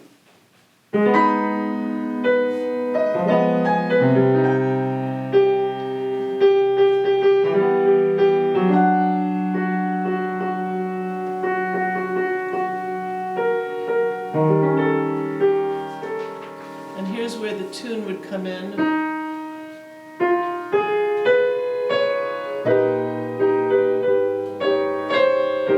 Try that again.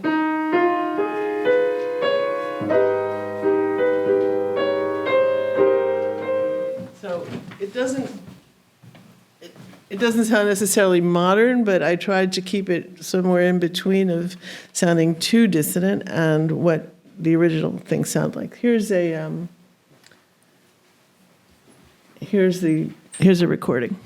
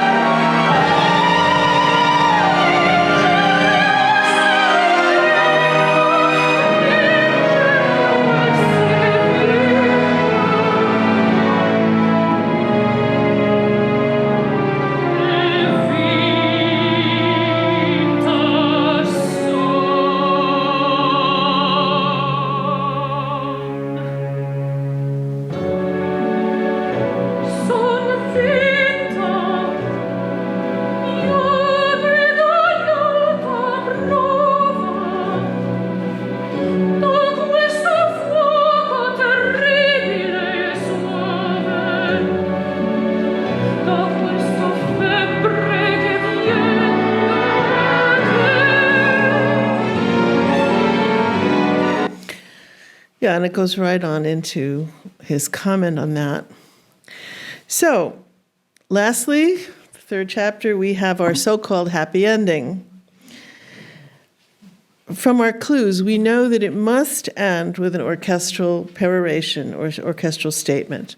But from correspondence, by Puccini's correspondence, we know that he definitely wanted the second theme from Nessun Dorma, Il mio mistero. Il mio mistero. I'm sure we all know that by heart by now. And he wanted that at the end. And here's the evidence, as you can see in your handout. He tells his librettist, remember the grand finale should be on the meter of the tenor aria for the established final phrase. And I also found another annotation in his sketches at Torre del Lago, which says literally, meter tenor romanza, second part, Maio mio mistero, etc. I mean, he clearly wanted that. But now I had a problem. And in my finale, I tried to use as many of Puccini's sketches as possible. Sometimes it wasn't possible because he would do 2 or 3 versions of the same thing. But I tried to put as many as I could into it, those that had been used and those that had not been used. One sketch in particular, and you can see it example 9, it seemed perfect for a happy ending. And I thought, this must be what he wanted.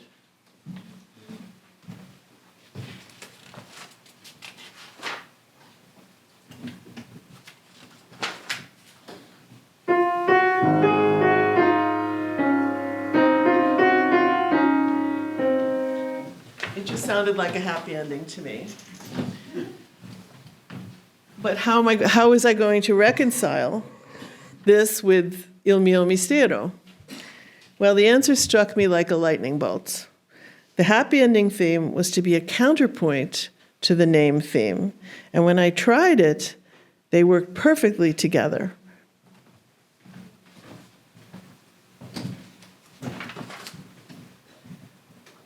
In example 10b.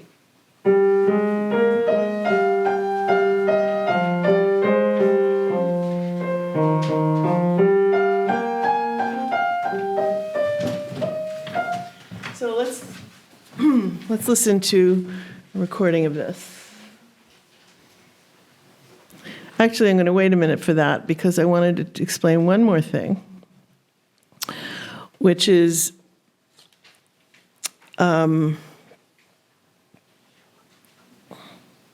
well, I might as well play it. You can hear it.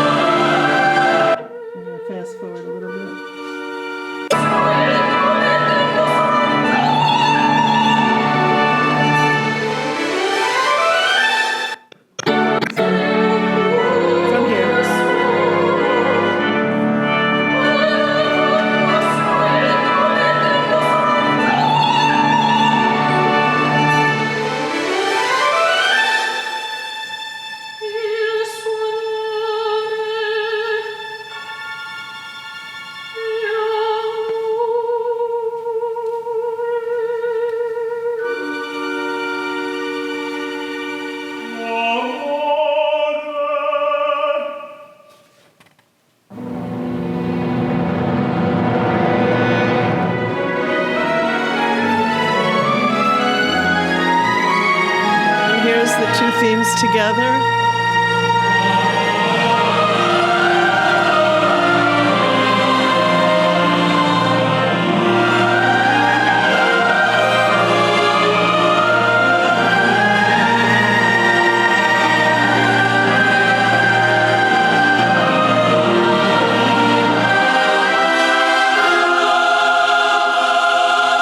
I'm going to save the very end for a minute from now because I wanted to talk about the ending being like Tristan.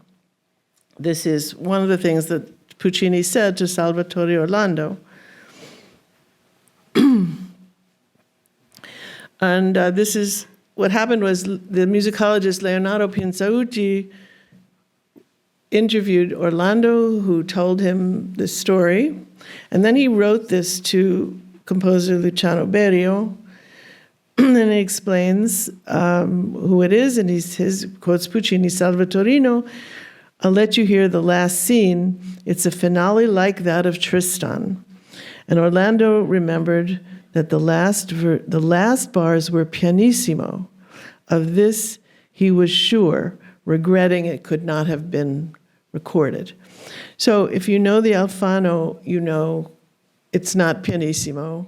It's very loud, but that's apparently what he wanted. So he wrote this to Berio. So Berio's ending does end pianissimo, and we don't have time to listen to that right now.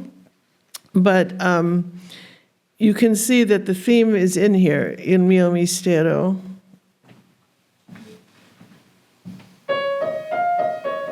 But it's covered up. It's not covered up, but it's accompanied by a lot of different counterpoints, so it's a little bit difficult to see and to hear. Some would say, though, that Berio's ending is not in the Puccinian style and is not a very happy ending. I'm going to play you just the very end of Berio's. In fact, Berio claimed it was definitely not a happy ending. As he wrote in 2002, and you can see this in example 11A, I have rethought the finale completely, no longer a happy end, but a more open and reticent conclusion, an oriental vision of things, less deterministic, less obvious. I'm going to leave it to our panel to decide whether oriental means that. But so let's just listen to a little bit of the Berio ending.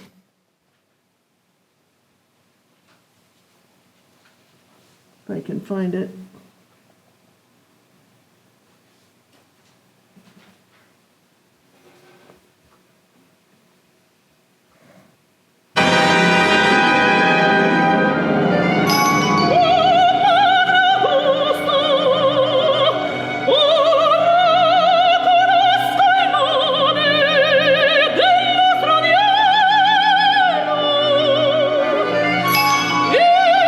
Move it up.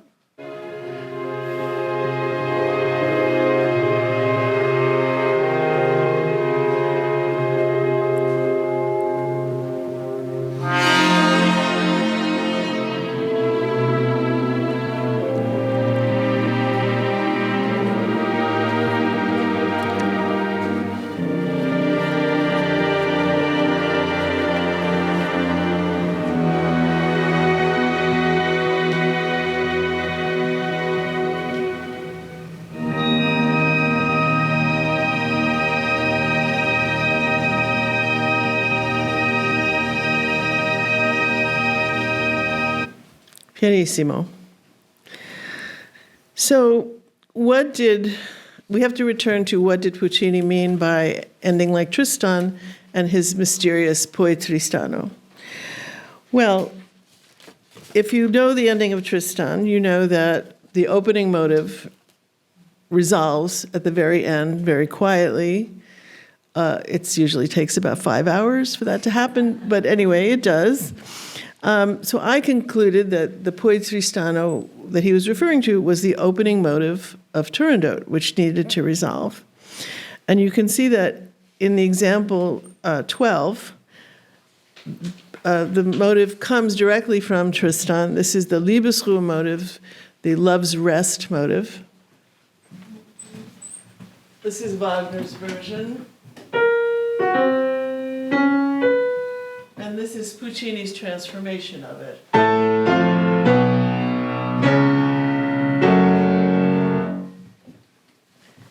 So, in effect, he's taking a love motive and turning it into a sort of depiction of cruelty. And then I believe at the end of the opera, turning it back into a love motive. And so I'm going to play my conclusion of that, which is this.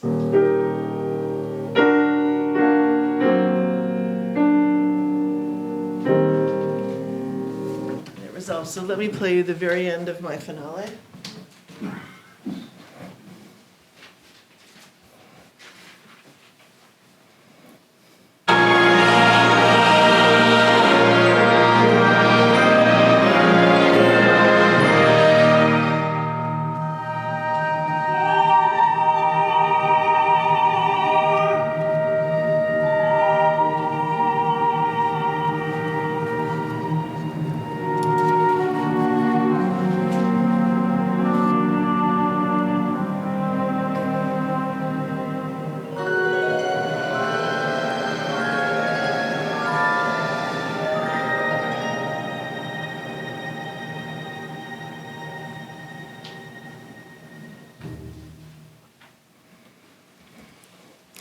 So just one more thing before I leave you. I know I'm out of time, but in example 14, you can see the tonal plan for Puccini's opera, and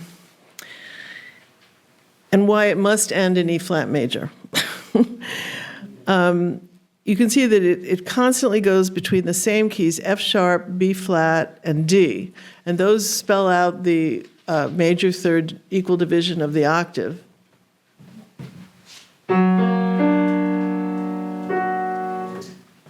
And in the first half of Act 1, you go to all those keys, and then it resolves to E flat minor with the Prince of Persia's funeral. In the second half of Act 1, it still goes to all those keys and ends in E flat minor. In Act 3, and very often Puccini used the same plan for Acts 1 and 3. He did the same thing in Tosca, for example. The keys that he goes, this is the only part he wrote, it goes through those same keys, D, G flat, F sharp, and ends in E flat minor with Liu's cortege. It's the same plan. So I think it's pretty obvious that he wanted the same thing to happen at the end of Act 3. It was his plan, so it must end in E flat major. The only finale that I've come across that ends in E flat major besides mine is Berrios. So maybe he wouldn't observe this thing. There's one more thing.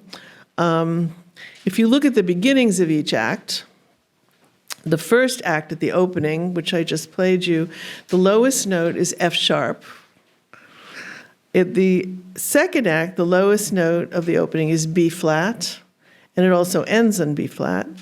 And in the Act 3, the opening, the lowest note is D. So again, you have a reiteration of those same three notes, and which I think he got from looking at the picture of Beethoven on his piano.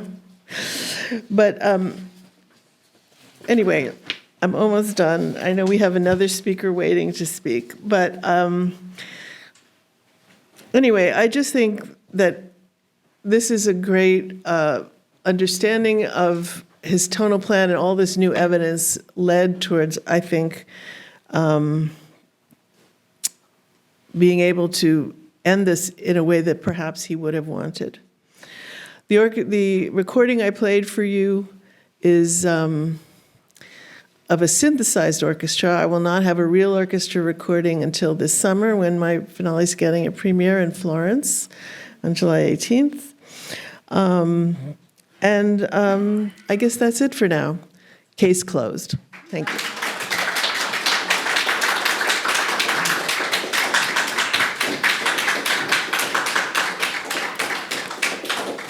Well, I'm sure you all know Christopher Tin. He's a wonderful composer of many different formats, and you can read his bio in the program. He also had part of his Turandot finale played at the Olympics in Milan. And Chris, are you going to do your own videos? You're going to share your screen, or do you want us to do that? I would, excuse me, I would love for you to share, play the videos in the room, if you don't mind. I will run them from the booth. Okay, very good. Super. Okay, Chris, you're on. Thank you, Deborah. First of all, thank you for organizing this, and thank you to Casa Italiana for hosting. And thank you for a very nice intro, and congratulations for your premiere in Florence. My completion of Turandot was commissioned by Washington National Opera, and it was commissioned by Francesca Zambello, who's the artistic director of Washington National Opera. It premiered at the Kennedy Center in 2024, back when the Kennedy Center was still the Kennedy Center. The next production is in Montreal in September, and then it gets performed in Dallas in March. It's the same Zambello production that's making the rounds with all the co-producers. So, I suppose I should mention that in composing my ending for Turandot, the single greatest source of scholarship for me was actually Deborah's book, Recondite Harmony. And so when she reached out to me out of the blue and said, hey, I'd love to chat with you, I was actually incredibly excited, because I had been a bit of a fan of her scholarship for a number of years, actually. This project was a number of years in the making. And so it's kind of an honor, actually, to be able to come here and talk to you all about it as fellow composers and music theorists. So I am going to, through the course of this talk, play for you some clips that were made. I made a recording of it, basically, and I did it last summer. It features Christine Goerke as Turandot and Clay Hilly as Calaf, and the chorus is the English National Opera Chorus, and the orchestra is the Royal Philharmonic Orchestra. And I made this recording because, as Deborah mentioned, there was a figure skater who wanted to skate to my completion at the Milan Olympics. His name is Yuma Kageyama, and I'm pleased to report that he won silver to our routine. And his choreographer and I worked very closely, actually, to make a special medley of my ending for him to skate to, so that he could hit all his jumps at certain moments and things. So the clips that I will be showing you are from a score video that I made to coincide with the release of that recording and the turn and the Olympics, actually. So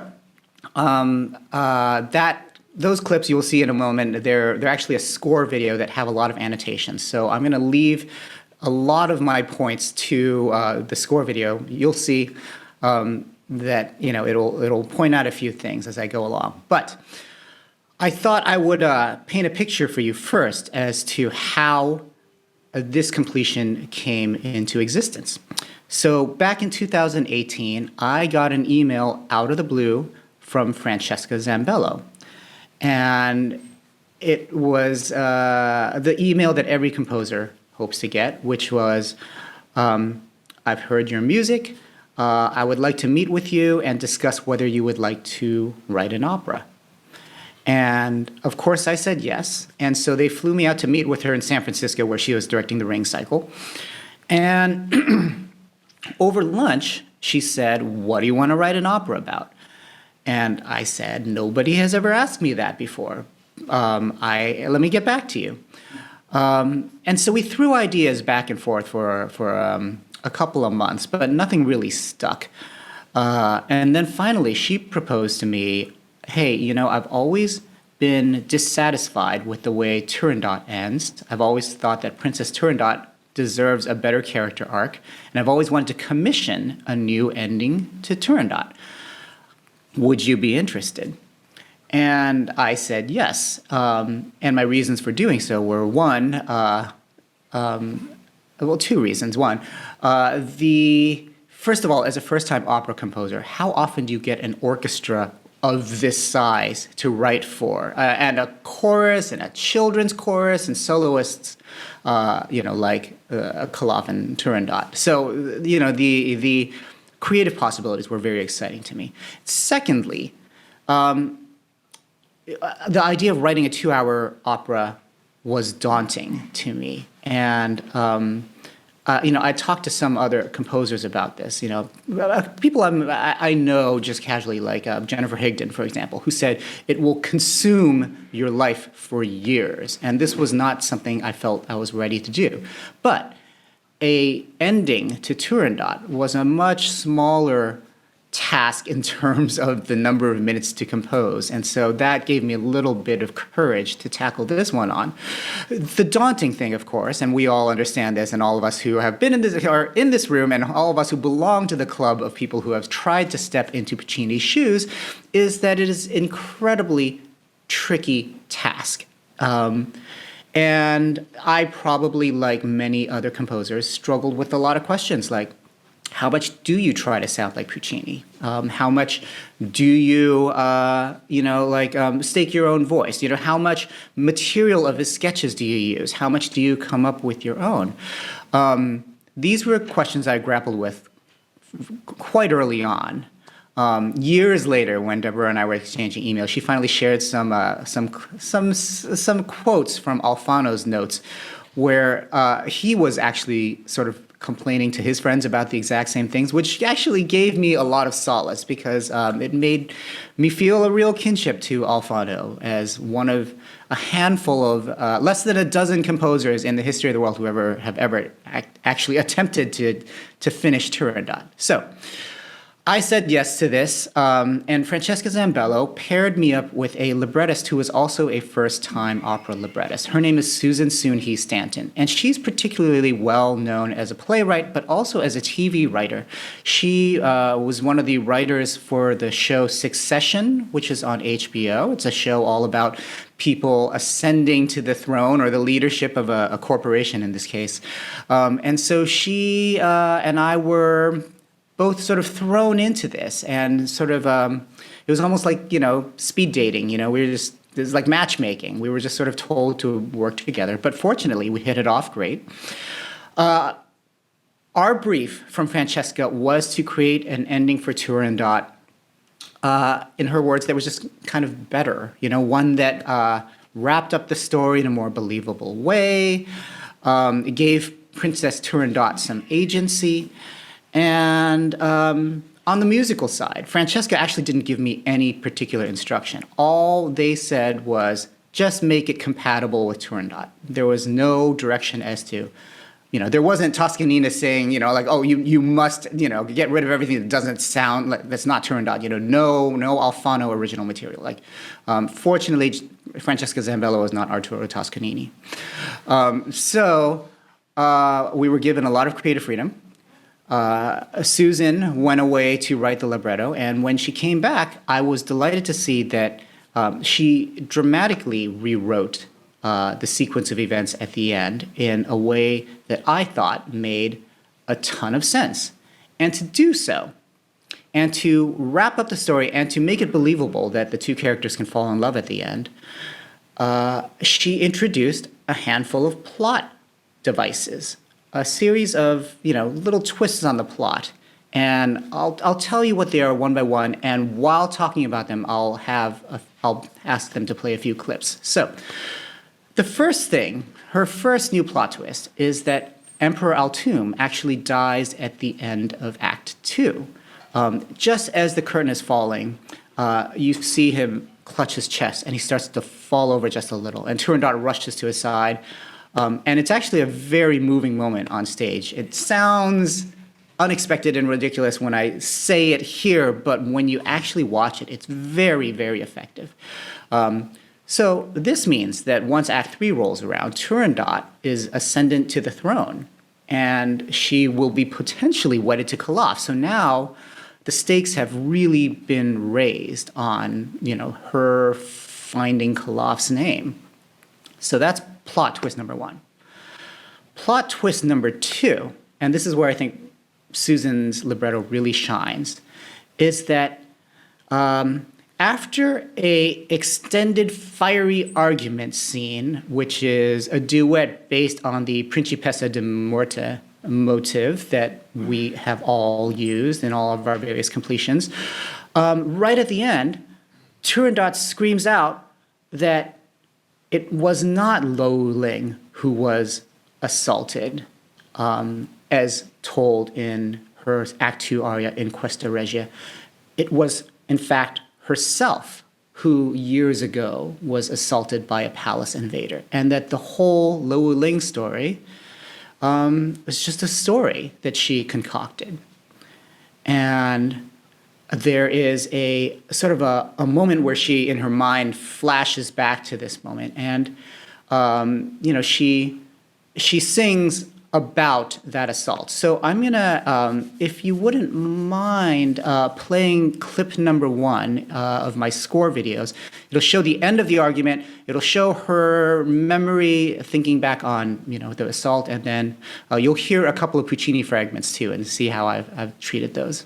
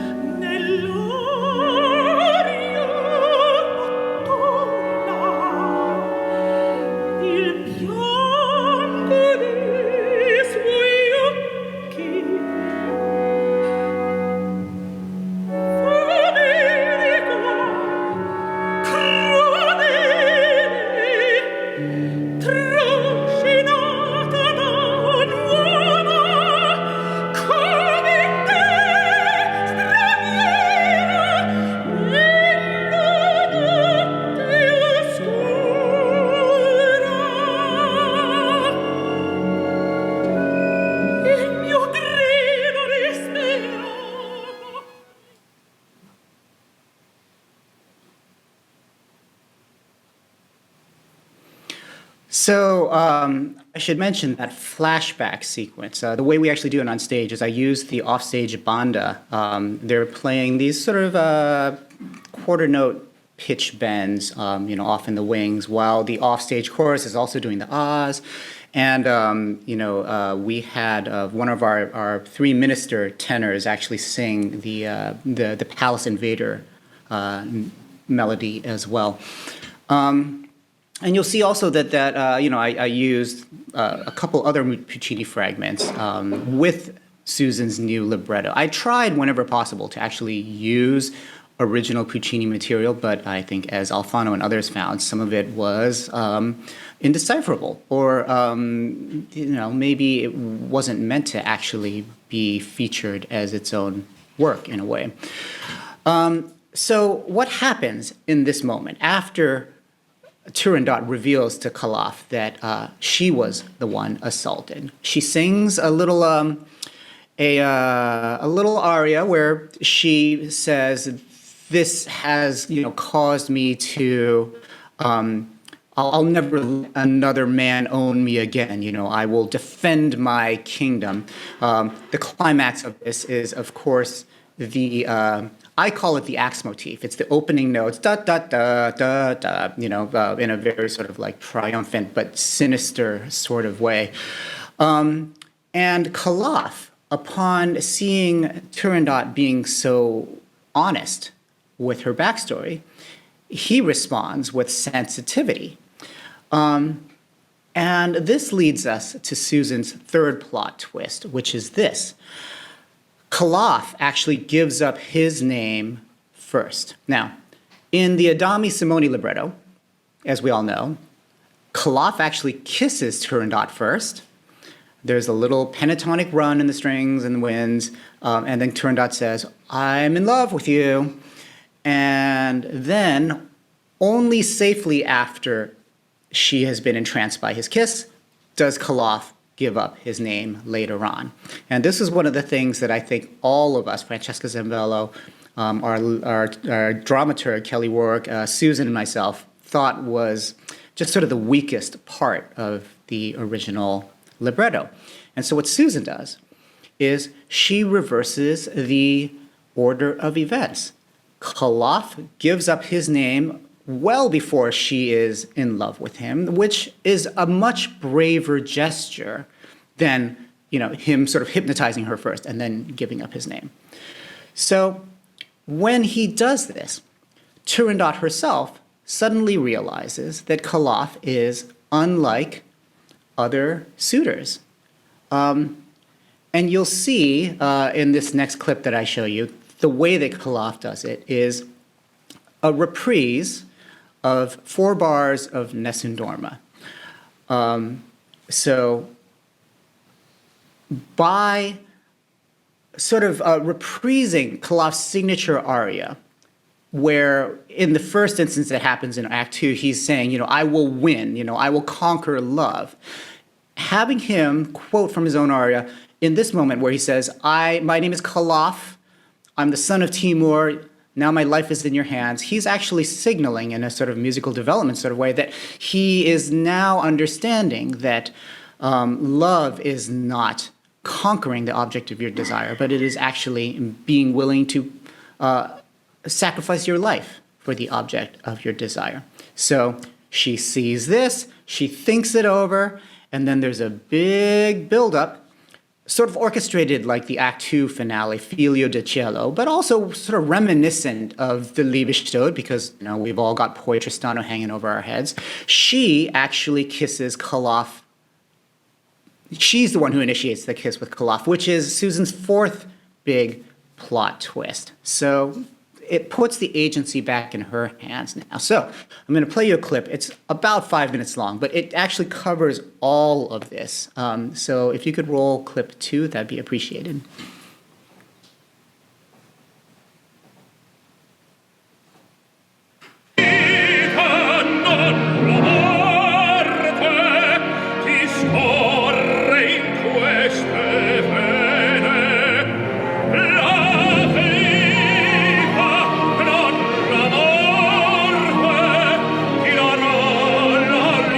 Libertà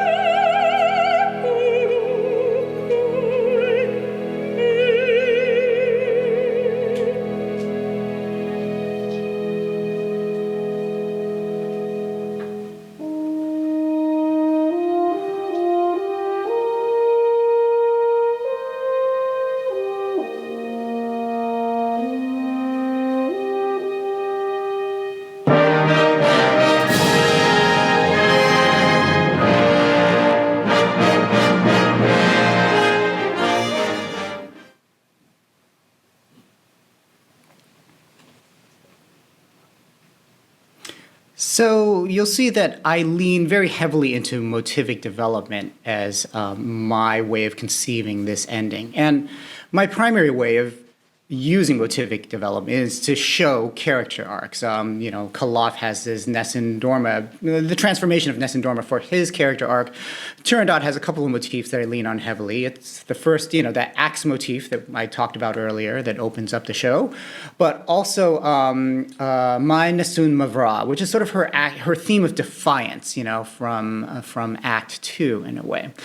The secondary way, though, that I like to use motivic development is when I'm actually creating my own motifs. And what I'll try to do whenever possible is take, for example, little cells of Puccinian melodies, and I'll, maybe play them in retrograde or invert them or something. And, by doing so, at least my own motifs have some sort of, molecular connection, I suppose, to Puccini's motifs himself. So I'd like to show you clip 3, which illustrates one such example. It's a theme that the chorus sings and Turandot sings to show that China is on the rise. And I actually grab a motif from Act 1 in Dietro Cano, which you'll all recognize, and actually turn it upside down. And so my melody is actually Puccini's melody sung upside down. And by doing so, I'm showing that whereas at the beginning of Turandot, China was in a state of decline. Now that Turandot has ascended the throne, China is once again on the rise. So here's clip number 3.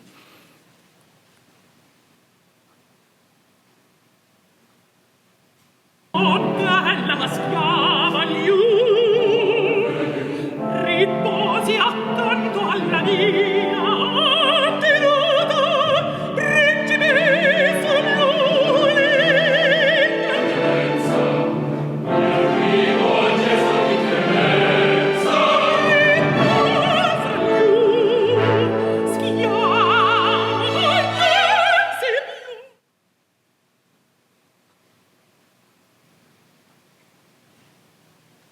I should mention, by the way, that all these little clips that you're seeing are all taken from an 18-minute long video that's posted on my YouTube channel with my entire finale and the vocal score for the entire finale, all annotated with these little flags that say, this is why I did this is where I got this idea, that sort of thing. So you can check that out if you're at all curious.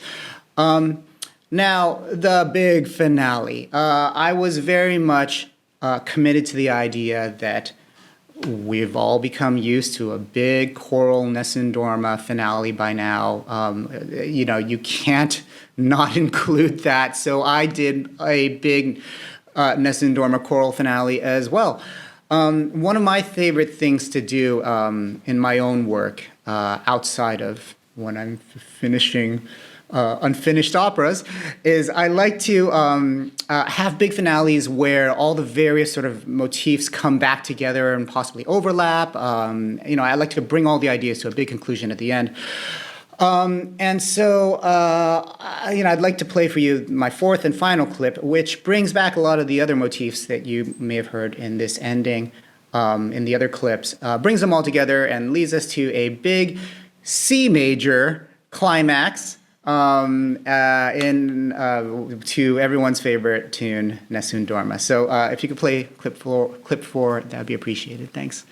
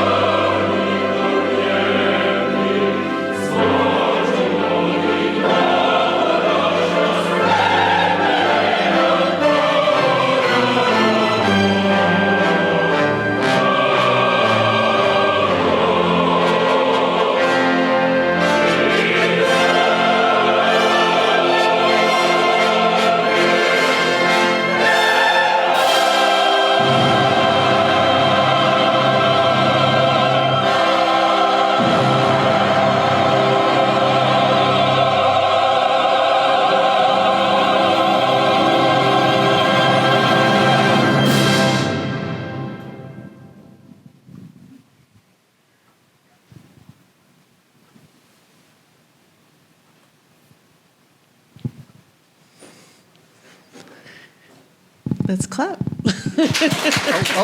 Hi. So thank you for letting me share all of that. Astute listeners will notice that for the final Nessun Dorma, I actually did the exact same Alfano did in Alfano 1, which is to grab that chord progression from Tu che guardi le stelle, which Ping sings right after Nessun Dorma, and I sort of dropped it in there. It's that sort of circle of fifths thing. Thank you, Deborah, for all of your scholarship around this work. It really helped me put this whole thing together. And I appreciate you all letting me be here to share my analysis. Thank you so much, Chris, and thank you. I will take questions in a second, but I just wanted to mention one of the first times that, I don't know if you can see me, one of the first times that we talked, I asked about your ending because I was writing this book, and I sheepishly mentioned, well, I wrote a finale too. And you said, well, we should start a support group, and I'm thinking this is it. We finally done that. Yes. So thank you so much. Any questions for Christopher Tin? Okay, well, thank you so much, Chris, coming from California, and let's give him another hand. Thank you, everyone.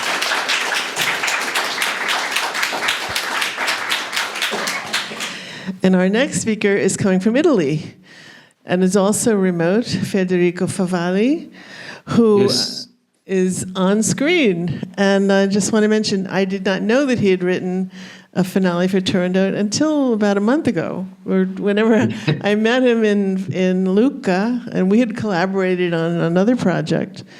And he said, oh, by the way, I've written a finale too. So every day, another finale. Let's welcome Federico. Thank you. Can you hear me? So yes, first of all, thank you, Deborah. I'm excited of this collaboration, and I also want to mention I'm very happy to take part in an event at Casa Italiani, because as a former NYU adjunct piano instructor, I've been there many times for many events. So yes, I'm from Lucca, and I'd like to compare some points, to present my finale first of all, of course, and then compare some points of my finale with the finale by Berio, that actually lived in Tuscany for many years when he came back from the US, between Radicondoli near Siena and Florence. As we know, they had the opportunity to meet him several times. Alberto was a very young boy, but I remember the figure and the charisma of the composer.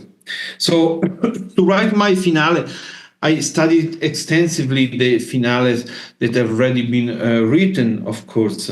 I've been working on it for several years, and I just finished it recently, I could say.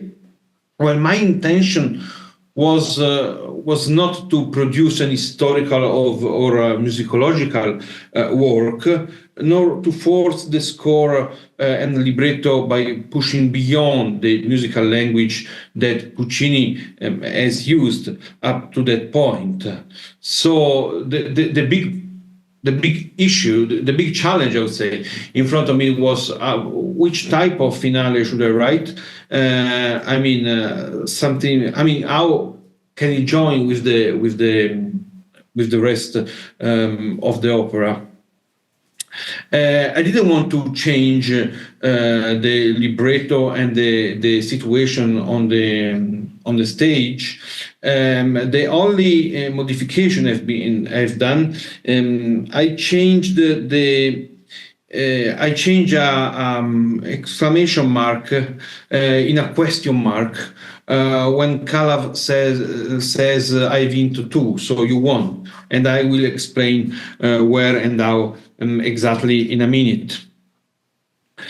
Of course, taking into consideration the music, I couldn't ignore the Puccini sketches and then what has been written in his sketches for the voice, both for the voice and for the music. I can't say, of course, for piano because they are not for piano, as we know. But starting from these sketches, I try to compose an original finale. Could sound as Puccinian as possible, I could say, and this has been the challenge in front of me. We know that Puccini wrote some parts of the vocal parts, some other not. The same for the harmonic part, and so I try to use what Puccini wrote, and to write the missing parts in order to create something coherent in his spirit. And when I say his spirit, I refer to his motto, no, to innovate within tradition, that he repeated several times. And I could also argue that this was the philosophy of Berio. The big difference is that he was a postmodernist composer, as we know, and he composed music according to this philosophy, which is wonderful. As I said, I try to do something original. So the way to proceed has been very different. I want also to add something that I think I read in an interview many years ago, and I will look for it if I can find it in my studio, and I can send if I find it. Berio in this interview said that even his father, Ernesto Berio, was a composer, as we know, was in touch with Ricordi to write a finale. So of Turandot, of course, and so his desire to write a finale, he could realize his desire to write a finale after many years, and it was also something he has done for his father. This was the sum of this passage of the interview. I remember very clearly, and I'll do my best to find it. I found an opening taken directly from the master sketches, from Puccini sketches. So I just started using the last harmonies used by Puccini after Liu's death, at the end of the scene. As we know, there is the piccolo, no? Taking the E flat, and the chord is E flat minor. Now, we know very well that the E flat minor harmony is a tragic harmony. During the whole opera, for example, the funeral march in the first act is in E flat minor, and Non piangere Liu is E flat minor, and Tu che dici il Giacinta, and so on. No? So this was the link, basically, from the previous part to my own finale. However, I didn't want to remain the same harmony for a long time, so mine is just a point of connection, as I said, from which music moves elsewhere. Why? Because this harmony and this tonality characterizes a certain type of scenes. Now we don't know what's going to happen on the stage, so I needed to change harmony, and with harmony I would say also color directly. And so this figuration that you can see here in example one has been repeated several times, and I bring to the original sketches of Puccini, of Calaf, when he says Principessa di morte, Principessa di sangue. This is the original part of Puccini. As I said at the beginning, I want to underline once more that even for I would say, ethical reason. I think I can say I didn't want to change what Puccini has done about the opera, the vocal parts, and the harmonies, because my intention was just to finish the opera, not to write my own opera.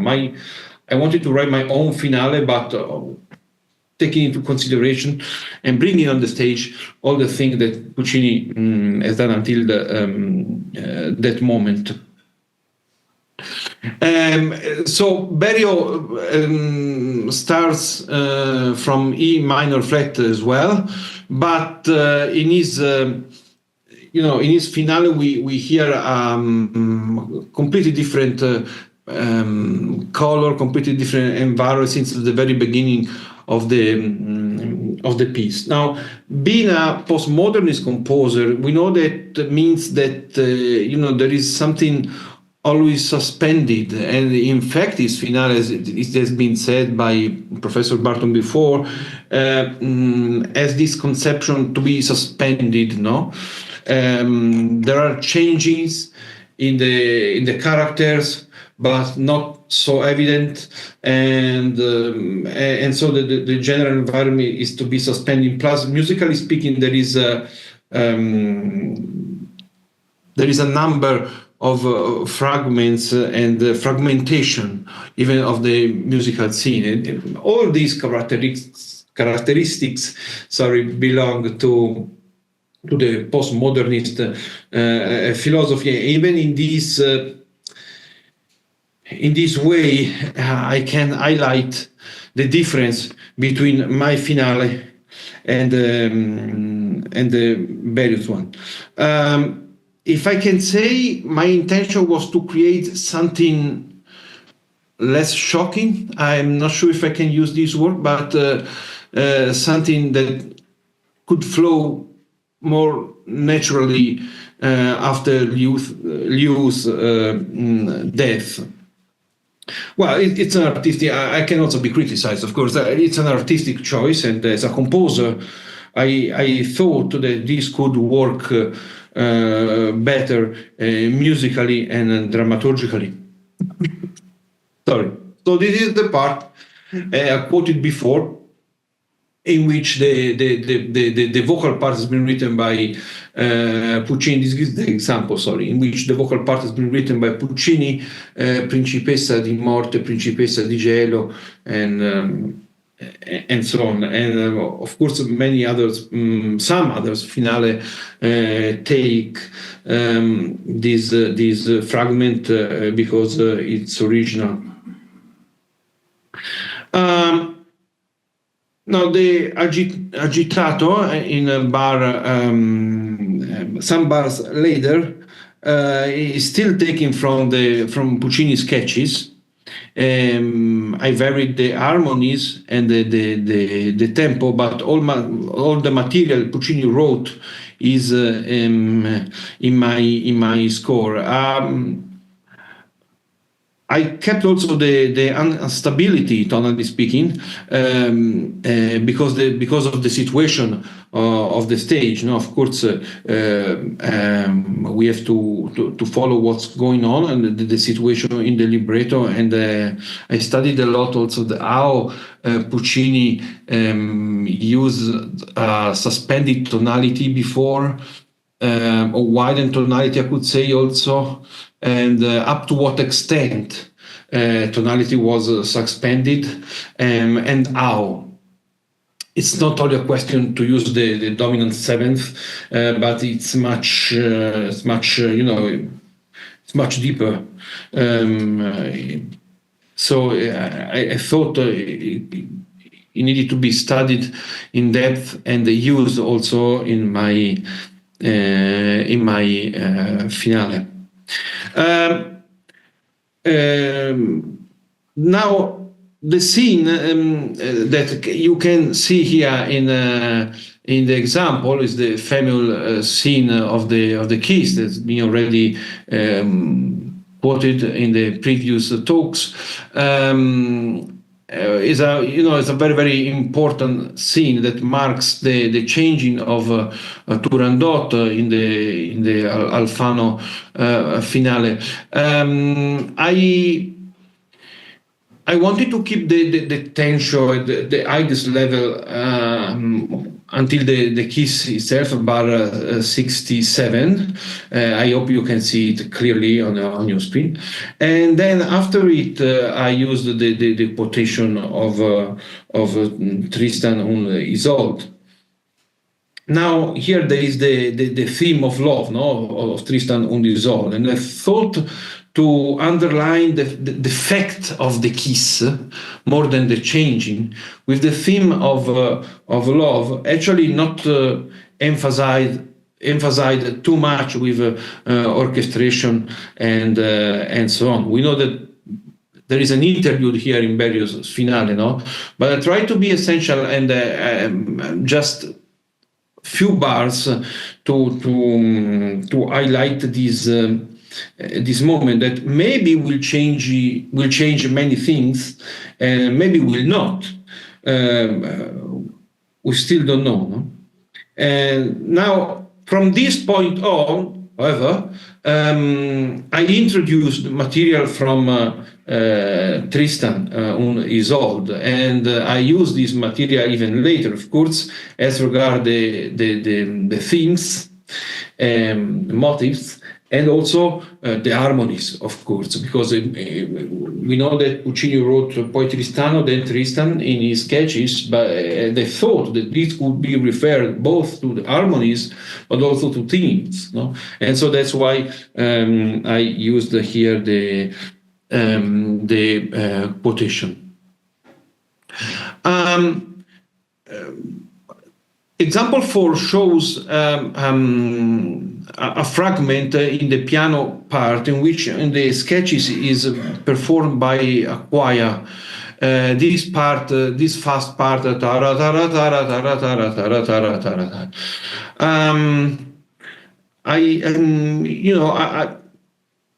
it's, of course, it's true that it's been written by Puccini, but I thought I could use this material with other colors, so that's why I gave it to the piano in this case, and now at the moment I'm orchestrating my finale, so this part will be performed by instruments.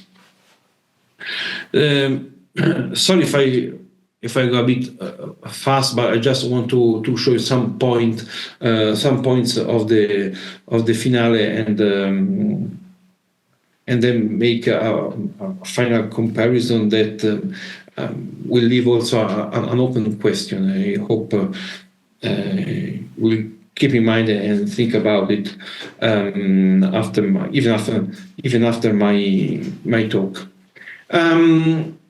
Now, from example 5, you can see that when Turandot says "Sol tuo nome," well, before this moment, "Sol tuo nome," there is again a theme by Tristan, and then when she says "Sol tuo nome," bar 73, there is material from the second act, the scene at the palace,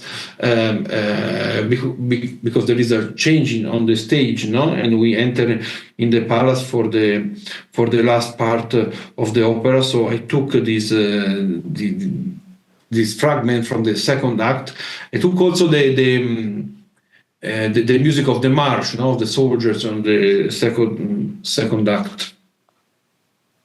And then the very, very final, well, wait, sorry. And then after this part, there is the most important scene when she says "Sol tuo nome,"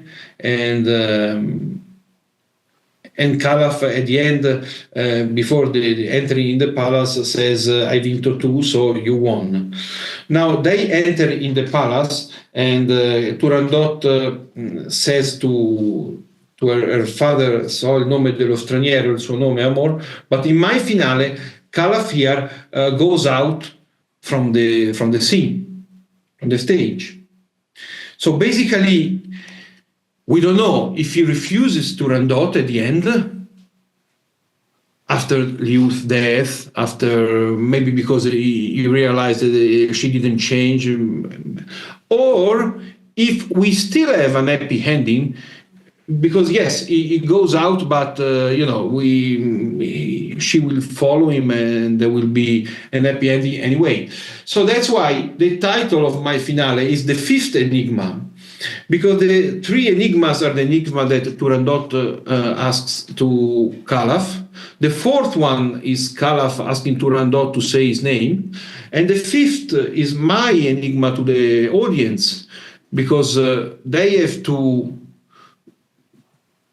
decide, I would say, to try to say if we have an happy ending or not. And this is an enigma that,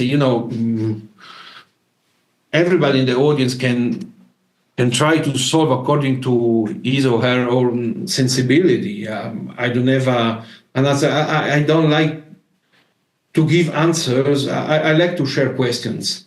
And I think that the history of opera is a history of ways to sharing questions, not only in Puccini, of course. And so this was my philosophy in writing my finale. Now, talking about the very last part, it has been said before that Puccini had the intention to finish Pianissimo in E flat major, which is in contrast, of course, with E flat minor. So Berio does it, as we see here in the example, but leaving this environment so suspended. I finish my finale in E flat major, but with a ninth, as you can see from the example. So I try to respect what Puccini wanted, but also try to do something very very original at the same time. So even the color at the very finale is very different, even from Berio. My color is very different even from Berio.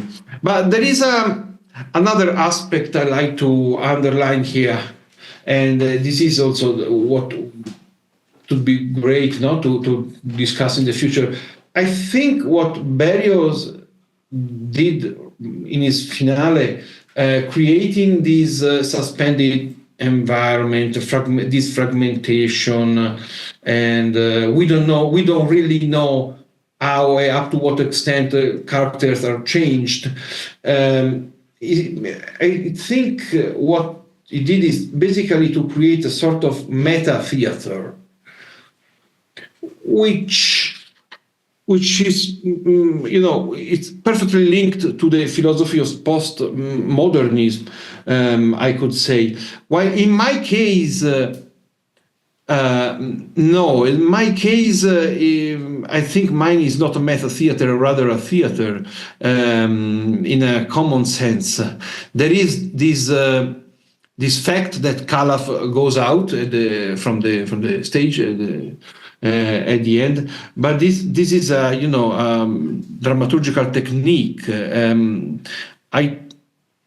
I wasn't sure, and I'm still thinking, to be honest, if sort of meta theater could be linked to the theater of Puccini and to the point that Turandot reached until the death of the maestro, and also until the death of Liu. And this is a point I'm still thinking about. I don't have an answer, but I'd like to leave you this. This point, I can't call it a question, this point to think about. Thank you. Thank you so much, Federico. Thank you. So, any questions for Federico? Well, buonasera lì in Italia. Sì, buonasera, 7 o'clock. Okay, I don't see any questions, so we're going to go on to our last individual speaker, which is Derek Wang. Derek, thank you for coming up. I'm just going to change computers here. So I am the only thing that stands between you and lunch, and I will try to be worthy of that as I introduce myself to you while simultaneously attempting to connect my computer, a task at which I'm not always successful every week when I teach. So we'll see. I am Derek Wang, and I'm here to talk about, clearly, completing Turandot. And this presentation is called Composing with Character, a contrapuntal completion of Turandot. Now let's see whether my very scattered, oh, there it is. It's all up on the screen. And the most important thing is to check my, as my students tell me, check the system preferences, go to sound, and make sure that is Crestron the right output? Excellent, thank you. And that reminds me, the first thing I want to do is to thank Professor Deborah Burton for inviting me to be here. She, as you well know, is a lauded Puccini scholar whose scholarship has been helpful to me in the completion of the completion that I'm about to talk about. I would also love to thank the Casa Italiana, NYU, especially Julian Sachs in the back, who will probably be rescuing me more than once in the next 20 minutes. So thank you for all of that. So who am I? I am Derek Wang. I happen to be a composer and a librettist, and hopefully that wasn't terribly incriminating. That was the manual for the foot pedals. But what I want to say is it would probably be easier for me to be introduced by someone else. And let's see if we can play this. A Ginsberg opera was written by a law school student. He was then a law school student. He was a music major at Harvard and a master's in music from Yale. Derek Wang is his name. He decided it would be useful to know something about the law. So he enrolled in his hometown law school at the University of Maryland. And in his second year, he took a constitutional law course. He read these dueling opinions, Scalia on one side, Ginsberg on the other, and decided this could make a very funny opera. So I'll just give you a taste of Scalia-Ginsberg. It opens with Scalia's Rage aria. It's an aria very Handelian in style. And he sings, "The justices are blind. How can they possibly spout this? The Constitution says absolutely nothing about this." And then in my coloratura soprano voice, I answered, "Dear Justice Scalia, you are searching for bright line solutions to problems that don't have easy answers. But the great thing about our Constitution is that, like our society, it can evolve." So that sets up the difference between us. The plot of Scalia-Ginsberg is roughly based on the magic flute. And Scalia is locked up in a dark room. He's being punished for excessive dissenting. I then emerge through a glass ceiling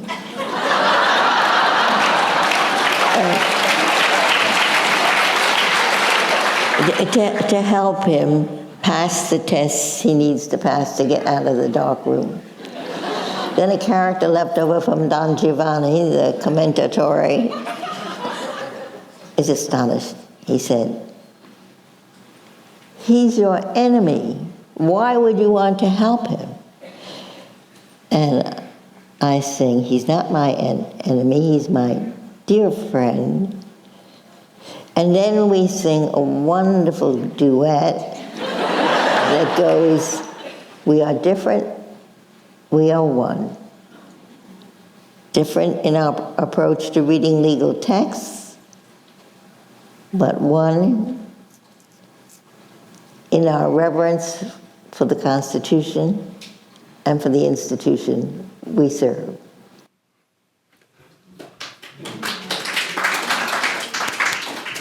So give it up for Justice Ginsburg in her interview with David Rubenstein.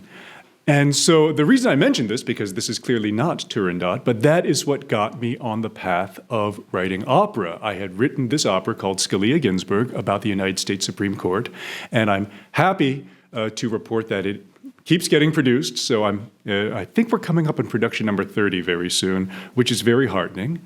I noticed that we have Maestro Julian Grant in the audience. If you want to know more about this opera, you can ask him because he gave a talk on it at the Princeton Symphony. But the reason I mention this is because the concept of this opera, Scalia-Ginsburg, was that just as a Supreme Court justice in the Anglo-American system has to look at previous landmark cases and then write new decisions that fit into the context and the tradition of those previous landmark cases. I thought, wouldn't it be interesting if the text and the score of this opera did the same thing? So the text of Scalia-Ginsburg is all drawn from things that either these justices said or wrote, or landmark opinions from the past that, I versified them and wrestled them into submission for singing. And then the score itself is replete with references to landmark operas of the past, including the style of one Giacomo Puccini. So our story then brings us to Opera Delaware, a terrific company, very accessible from New York, I might add. They're doing Andrea Chenier next week. And Opera Delaware produced Scalia-Ginsburg in 2019. And we had such a good time that we wanted to reunite and work on some new projects. And so we then ended up working on a workshop for a show called Fearless, which is about the women Air Force service pilots of World War II, if you've heard of them, and one in particular, Hazel Ying Lee, the first Asian American woman to fly for the United States military. And while we were doing that, it was shared with me that the company was thinking about doing Turandot the following season. And in that conversation, the possibility of my writing a new completion came up. And I was thrilled to do it. And in so doing, here we are. This was given its world premiere in May of 2024. Now, revisiting that time capsule, such a long time ago, I will now look at what did I write in the program note? Well, I said that when Opera Delaware invited me to create a revised ending to Turandot, one that would newly connect the heart of Puccini's original sketches to the excitement of Alfano's finale, I was intrigued. To explore Puccini's potent musical ideas, to uncover the connections between them, and to shed new light on the original text, for a musical dramatist and forensic musicologist, what better challenge could there be? And so, all of that is to say that we were working on this production of Turandot 100 years after the passing of Puccini, and I was trying to figure out what did this production need, and what this production needed was to honor Puccini and to honor the traditions that have grown around the performance of Turandot, but also possibly refresh some of those areas that might be open to reinterpretation. And so, in the somewhat simplified language that I put in the program note, because, why bore everyone with all my musicological details, except I'm going to do that to you in a moment.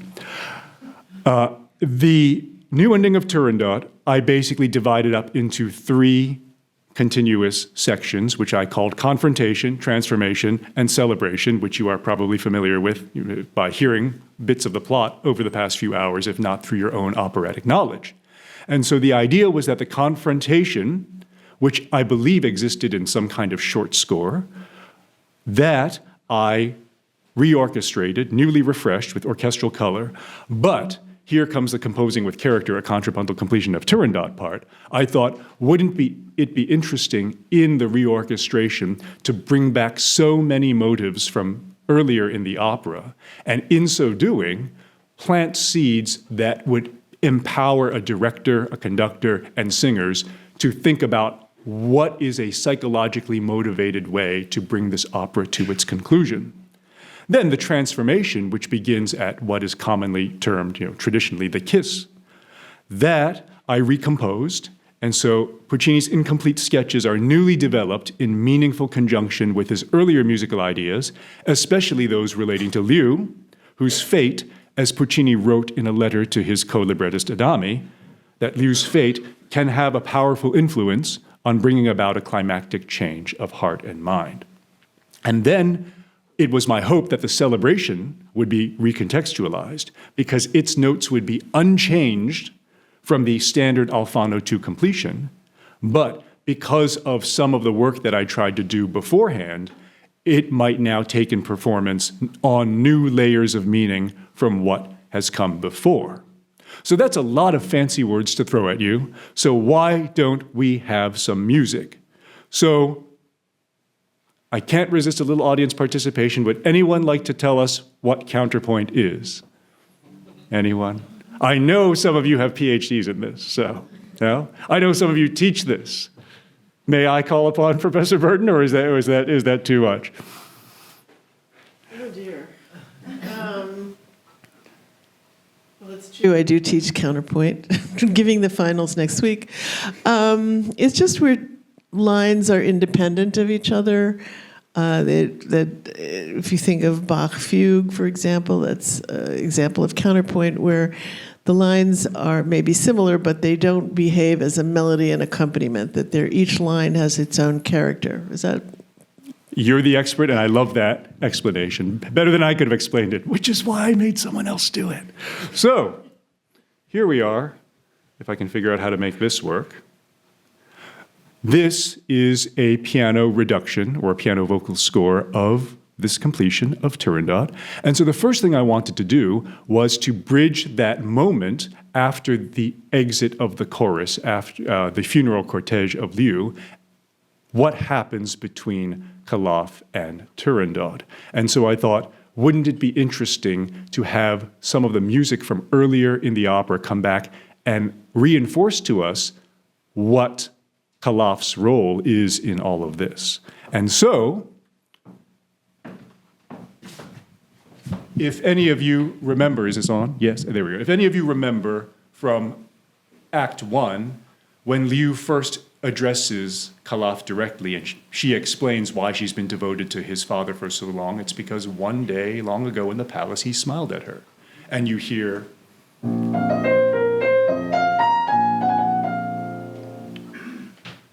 Calaf, of course, in Act 1, falls in love with Turandot instantly, decides he's going to enter the riddle contest. Liu and everyone else on stage tells him it's a horrible idea, but he decides to go along with it anyway. And so when Liu pleads with him, he sings Non piangere Liu, etc. And as he ignores the pleas of everyone, we hear this music to end Act 1. Too many.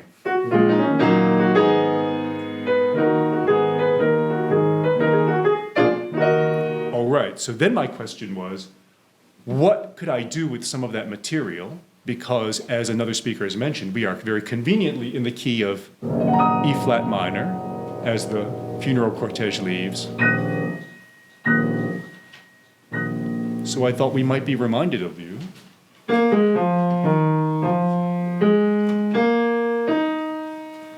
And then, that's Liu's first words to Calaf, and then... And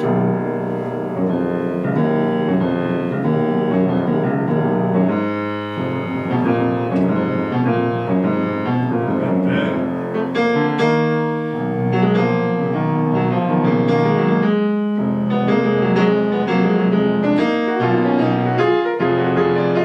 etc. And we build up to... conveniently gets us to. And so the idea here is to engage in a kind of compositional joinery. If any of you are into carpentry or joinery, I enjoy watching videos of, pieces of wood being perfectly fit together on the internet. I'm not ashamed of that. And it's something that I wanted to explore here because, of course, we are very near the end of this opera. We don't want to drag it out too much longer. We want to accomplish what we're accomplishing efficiently. And so that is why I thought counterpoint would be the way to do this, to take all these different motives and then to fit them together in a way that would provide new areas for interpretation. Have I provided some suggestions as to what happens? Yes. Do I expect them all to happen? It's opera. We'll see what happens with that. But I believe, in the interest of time, let's now focus on a particular passage which has been discussed quite a bit this morning and afternoon, which of course is the Del Primo Pianto aria of Turandot. Now, as it originally stood, as you've heard this morning and afternoon, it's a little awkward and sometimes is cut from performance because there's a repeat of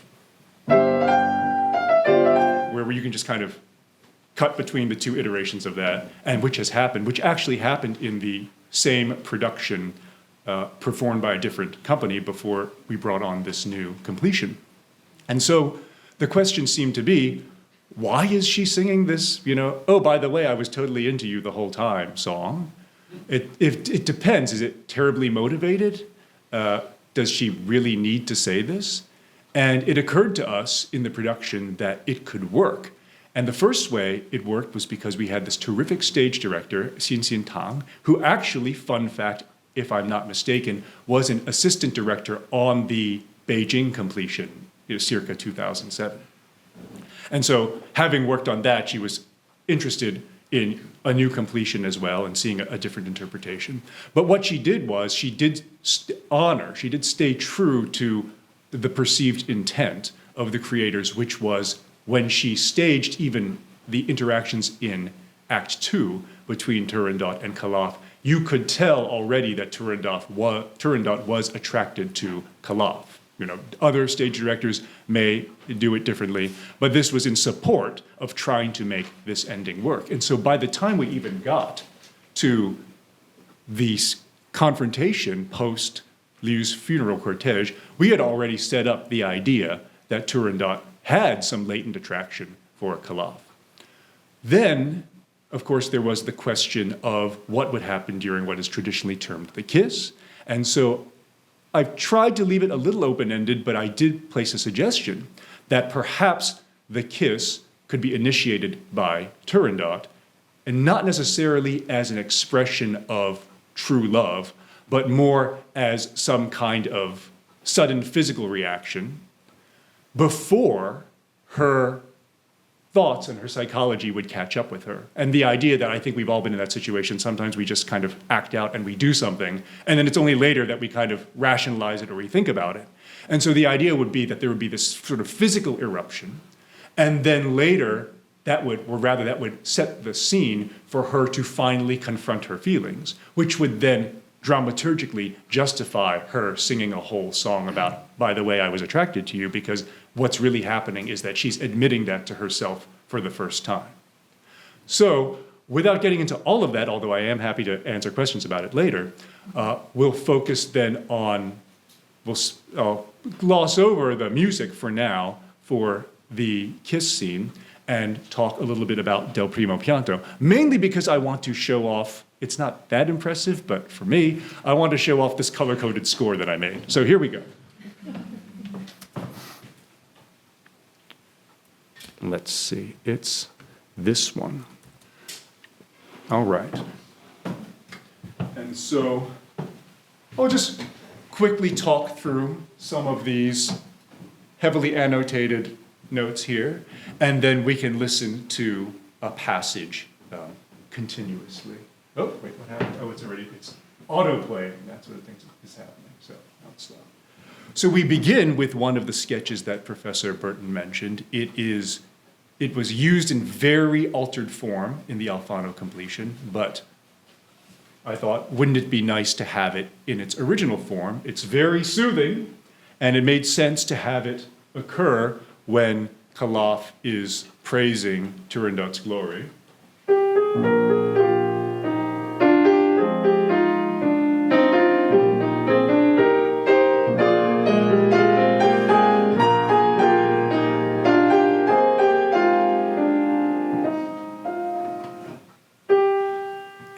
now we've set up our big aria.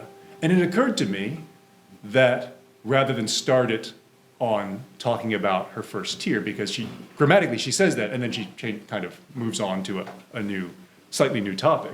So we started it with the words, and pardon my translation from the Italian, when you arrived or when you were near. And with anguish I have felt, or I felt the, okay, well, we'll let the Italian experts at the Casa Italiana NYU tell us more about that. But the idea was to start combining, or actually as we have so far throughout this entire completion, combine motives. And what I wanted to do, previewing a little bit what's going to happen, right? The idea was we've had some kind of physical climax, pardon my language, with the kiss moment.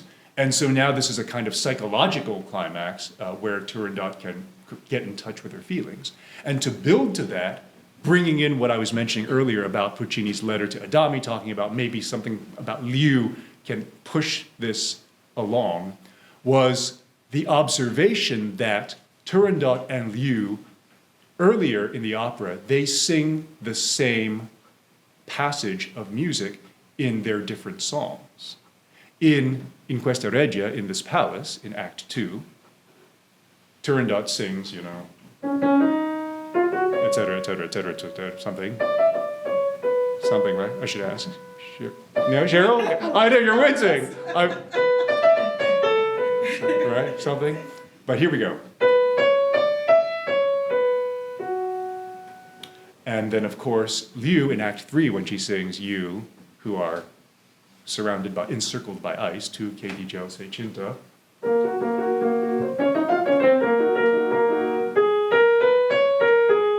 So, right, you've got. And I thought, wouldn't it be interesting to build this whole duet of realization around the coming together of these two songs and culminating in this particular passage, because, of course, that is what would allow Turandot to allow the spirit, metaphorically, the spirit of love that Liu represents into her own thoughts and feelings. Let's turn this back on. Here we go. Yes? Now. Something. There it is. So.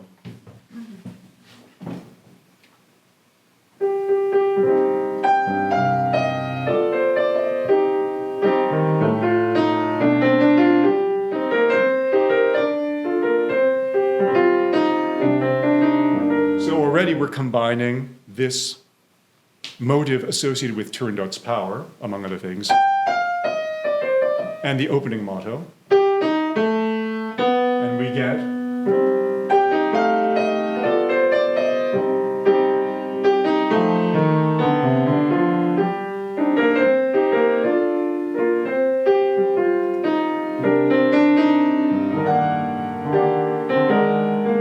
we flash back, of course, because in the text, Turandot is talking about how many, she's seen killed for her. And so we bring back, which has only been heard once so far, the music of the ghosts in Act 1, which I always thought was, they kind of just pop up and they sing this and those voices disappear and never come back. So wouldn't it be nice to bring everything back at the end? So we've got this.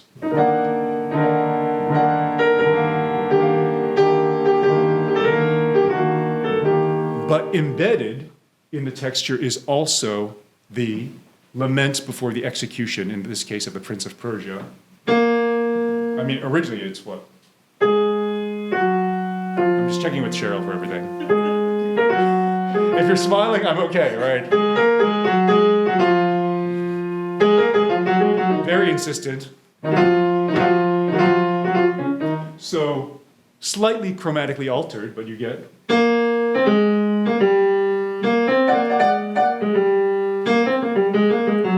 Together you get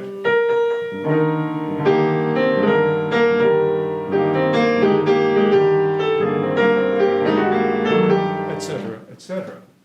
Okay, and then this actually, right, harmonically, and she talks about how she, whatever spregiati means, it escapes me now, but she was clearly not caring very much about this until she met Calaf, but segues easily into her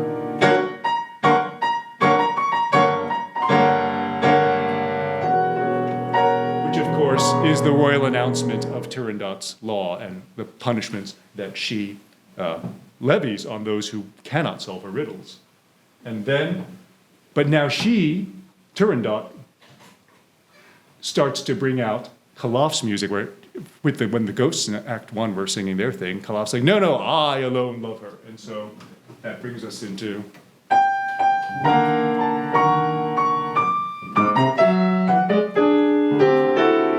And now we have the challenge music, where Kalaf asks to take the riddle test.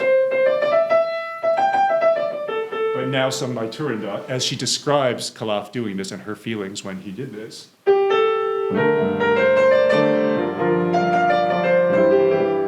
We bring in the echo of the women's voices from just a few minutes earlier, you know, this. And we get...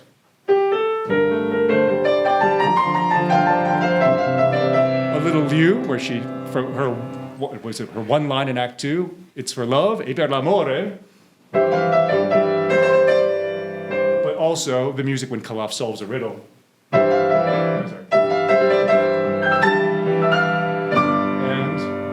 Turandot, as she reacts when she loses the contest.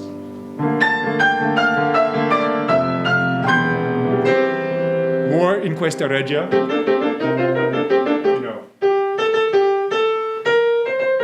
From Turandot's In Questa Regia, but starting to combine with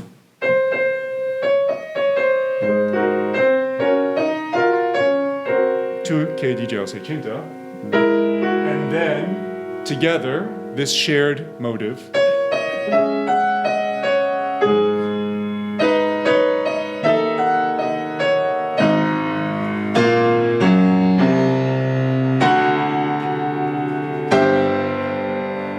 That's where she says, I am defeated.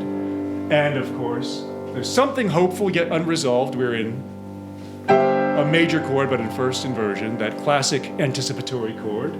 And the "Mai nessun m'avrà," the "No man will have me," that motto that she sung earlier, now comes back, but turned upside down. So.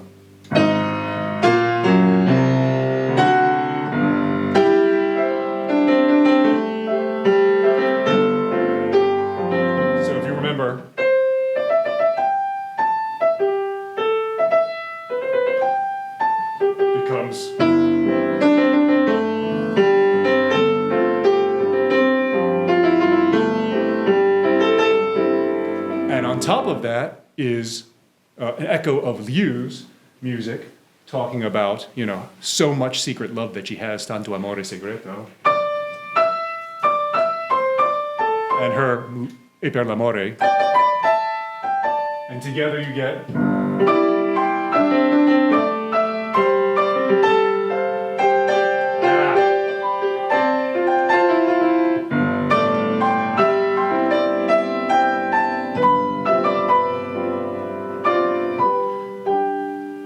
And now we get this, but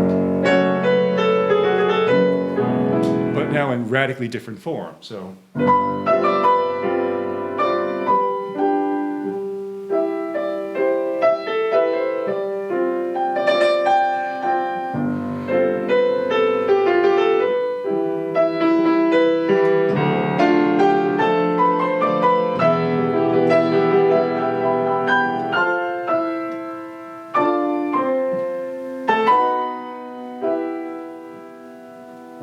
Begs him to leave.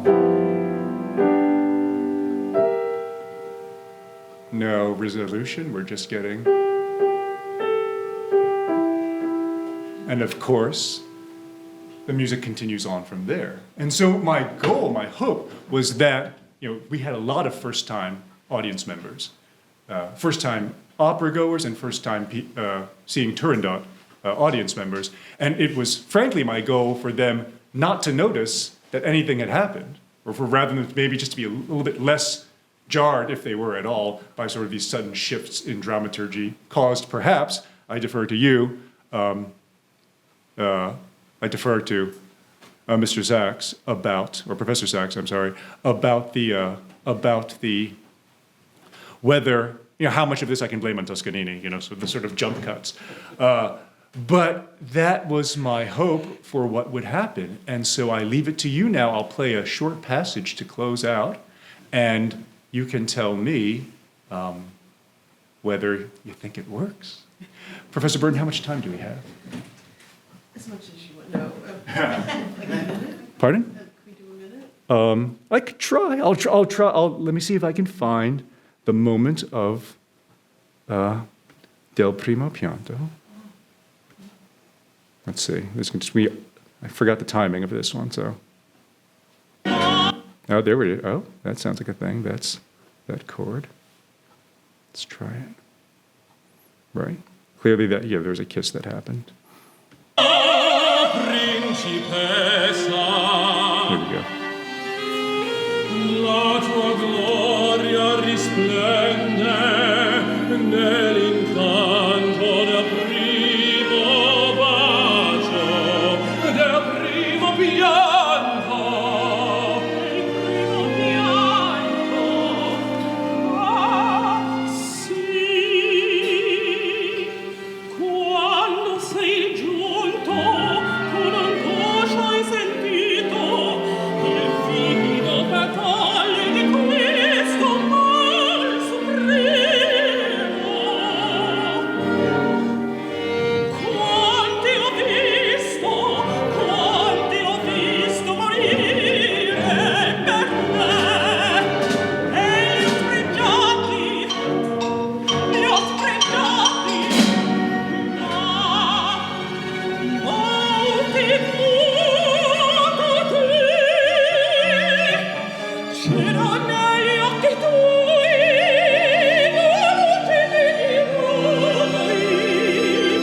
c'era negli occhi tuoi la superba certezza, e per quell'atto di atto, e per quell'atto amato, tormentata e divisa, pronto e quella reale, vincente e vinta, vincente e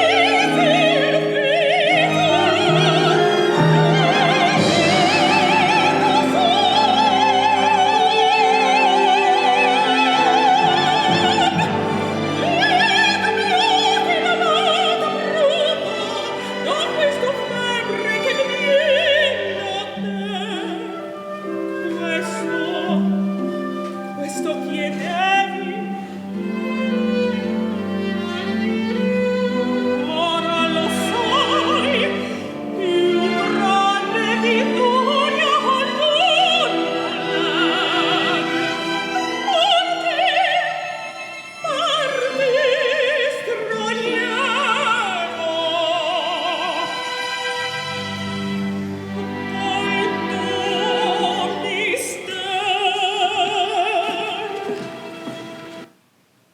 And for the rest, I'll just keep you in suspense for now. But I have been Derek Wang, and I continue to be, and this has been Composing with Character, a contrapuntal completion of Turandot. Thank you very much.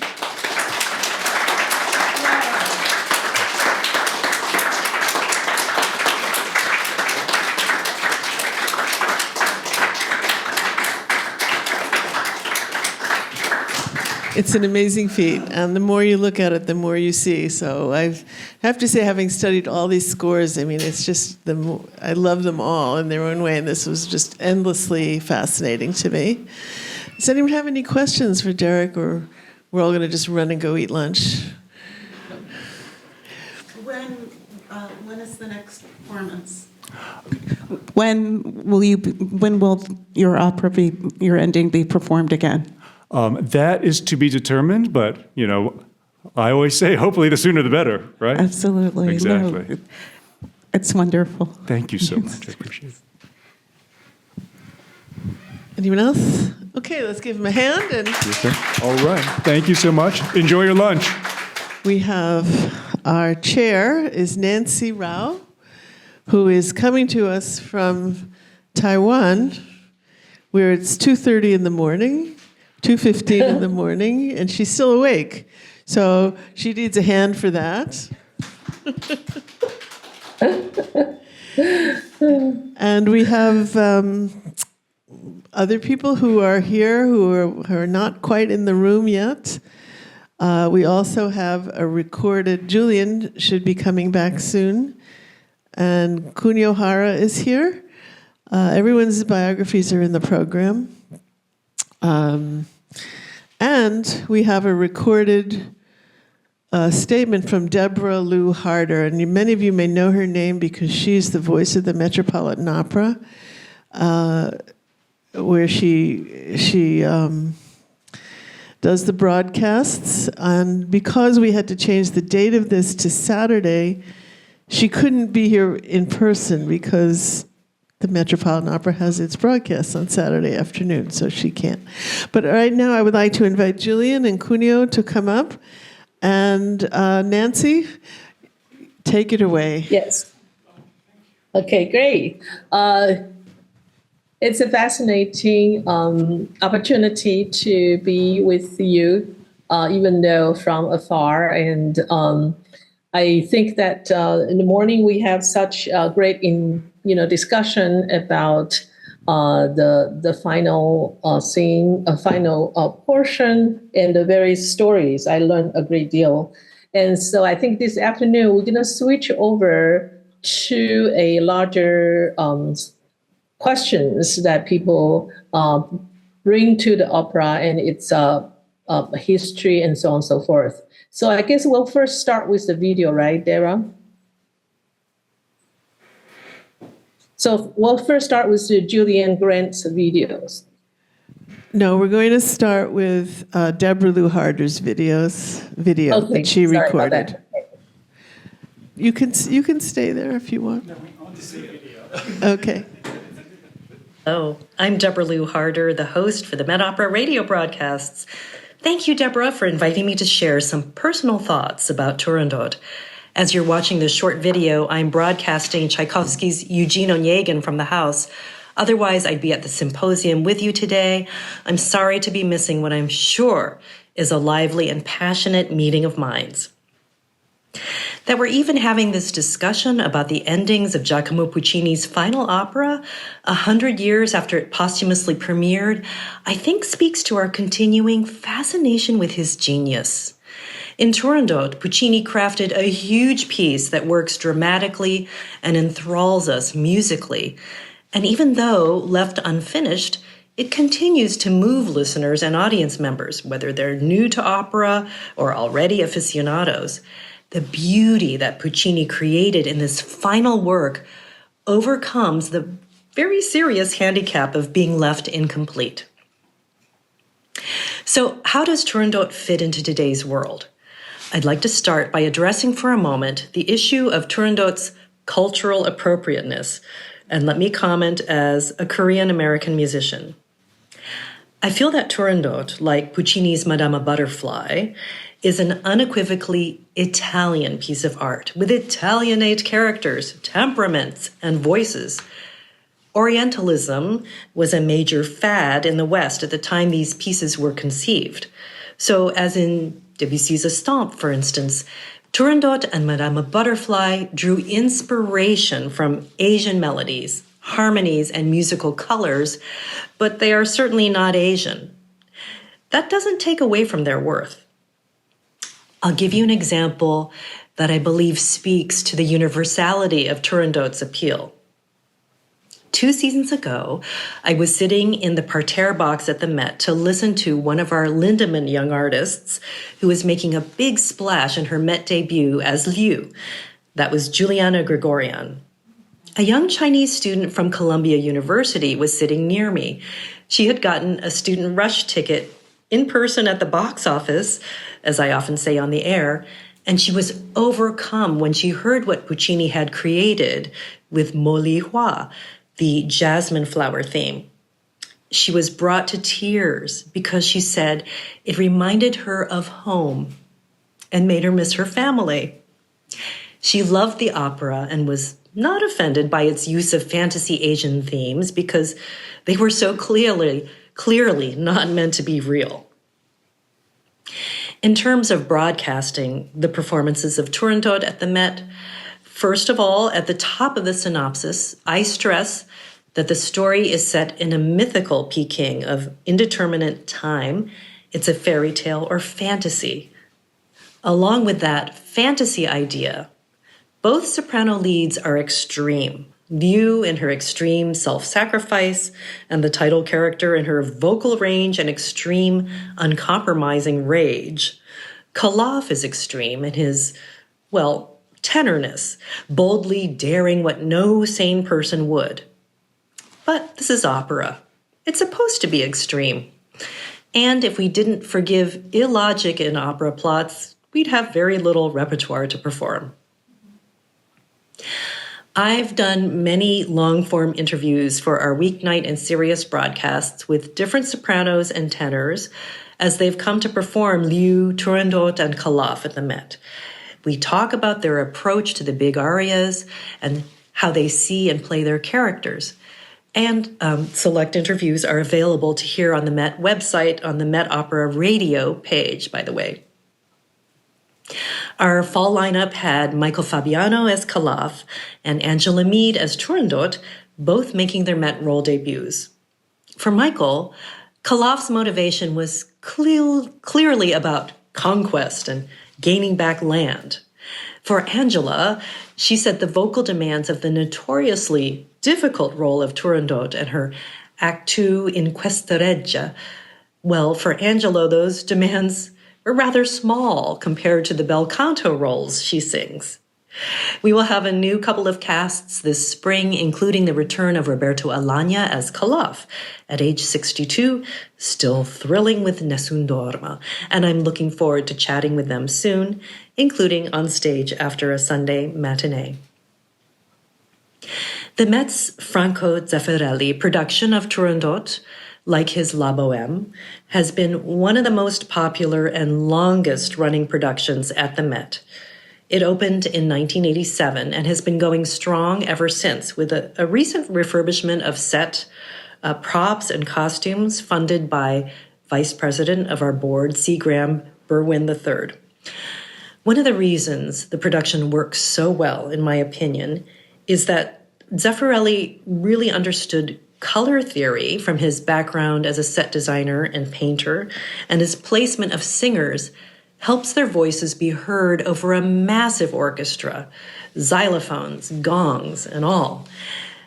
And it works. When the stage seems to magically transform to the throne room in Act 2, the audience always spontaneously bursts into applause. You have the gold of the room, the ivory of the female attendant dancers with their big ivory fans on risers above sparkling blue pools of water, Turandot in her icy blue gown and pearl-encrusted crown, Koloff in his brown-gray Mongolian warrior getup, ping-pong and pong doubles in outrageous jewel tones and feathers, and high above everyone at the very back, a point of black that draws the eye. The robes of the old emperor, Altum. For the final unfinished part of the opera, the Met, as you likely know, uses Franco Alfano's ending. After Liu's funeral cortege, the last music Puccini composed, we hear the big duet between Koloff and Turandot that starts confrontational, then turns abruptly with Koloff's kiss that melts the icy princess and outwardly transforms her.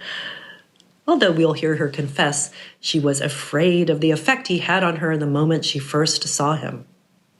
When she calls the people of Peking and they all arrive and the entire court as well, we see Zeffirelli's opulent throne room again in all its glory.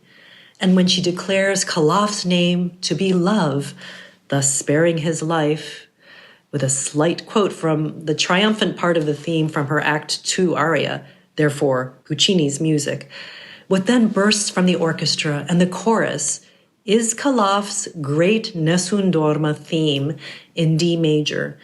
That theme is perfect, passionate, thrilling, inimitable. Who would not melt? It's Puccini's own theme that makes that ending and the whole performance win us over. Thank you, and I hope to see you in person one day. Thank you, Deborah. She will be able to see this at some point with the video recording. Right. So next we will go to, so we'll hold the discussion at the end, right, Deborah? So the next will be Julian Grant. Hello. Can you hear me? Yeah. Please go ahead. Oh, right. Mine. Oh, was that your? It has to be turned on. Oh, it has to be turned on. There's a little button. Oh, this is on. Testing. Okay, this works.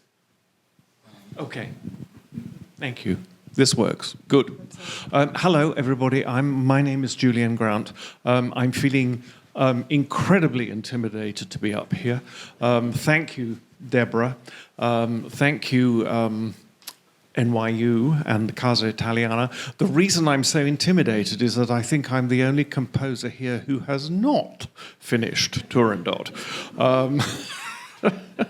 And in fact, I'm an opera composer in my own right. So why am I here talking about Puccini?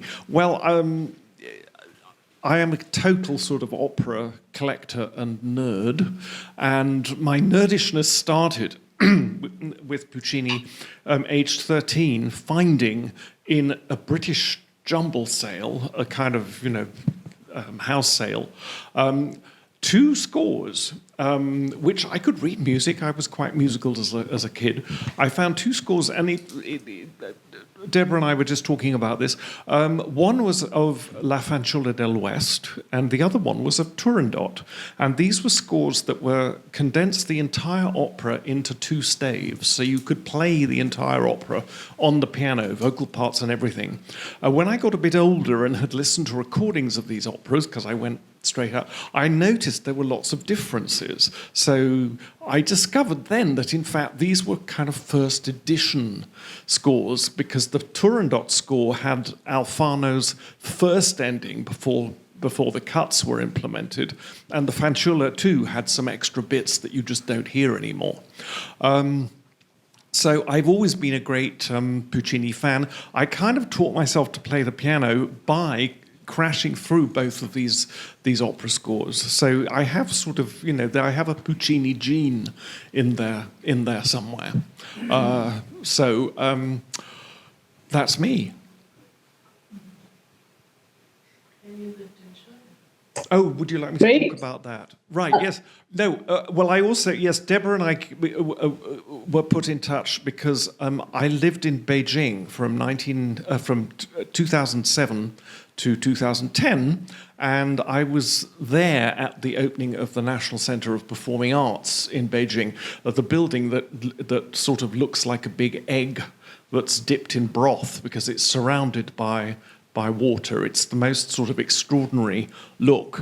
Though, in fact, in Beijing, if you go above the Forbidden City to Coal Hill, where you can actually see the whole format of the old imperial Beijing, it's a terrible blot on the landscape, as is Tiananmen Square, which was put in, but that's by the by. It's an extraordinary looking building from the outside. It looks fairly much like most other concert halls and opera houses on the inside. I was there on the first night of Hao Weiya's completion of Turandot, and it was a very, very peculiar and fascinating experience. Turandot was for a while banned in China as showing a sort of unhealthy view of the Han. And so it was not allowed to be performed. And then suddenly it was being hailed almost as the sort of Chinese national opera, in the way that sort of Boris Godunov or the Bartered Bride kind of. It was sort of a very bizarre thing. And so that it would be seen as to not offend Chinese sensibilities, I noticed in the performance that the surtitles blotted out anything that was sort of remotely tasteless. So the first masks scene, where they talk about, Turandot's just a piece of meat, and all that kind of dialogue, was sort of very, very heavily sort of, what do we call it, boulderized, kind of just all the naughty bits, all the rude bits were taken out. The finale, that leads to, as you heard it, leads to the big reinstatement of the big Chinese tune that Puccini uses again and again in the opera Molli Hua, resembled very much the kind of TV spectaculars you'd see on Chinese television, of we're all one people or all one country, and they would have these sort of endless song and dance shows. Like Lawrence Welk on acid, endless song and dance shows that would show all of the different kind of cultures in China being one thing. So it was very sort of ideologically put together. It seemed to me. The other really peculiar and memorable thing about that first night was that the foreigners were that's us, the foreigners were put into a pen, as it were. There were two very long rows, about halfway back in the orchestra, where all the foreigners kind of were put. And then we noticed that in front of us, for the first sort of 15 rows or so, everybody was in uniform. And we thought, gosh, that's rather interesting.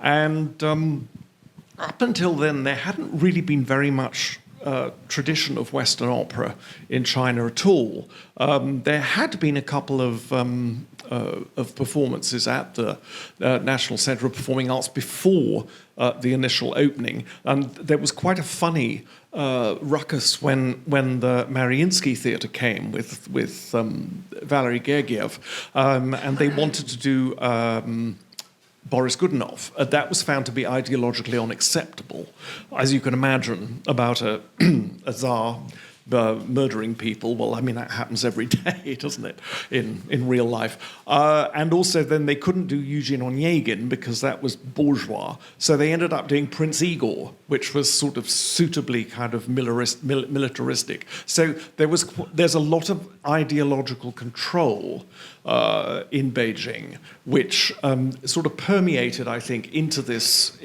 sort of whole concept of what Turandot should be. So we're sitting there with a sea of uniforms in front of us, and as you all know, the first act of Turandot is almost a telegram. It's what, 32 minutes, 33 minutes. It's action-packed, and the one moment of repose is Liu's beautiful aria, Signore Ascolta. It's at this point. Everything had settled down, and we were listening raptly to the aria. At this point, the entire 15 rows at the front of the orchestra all got to their feet at the same time and filed out.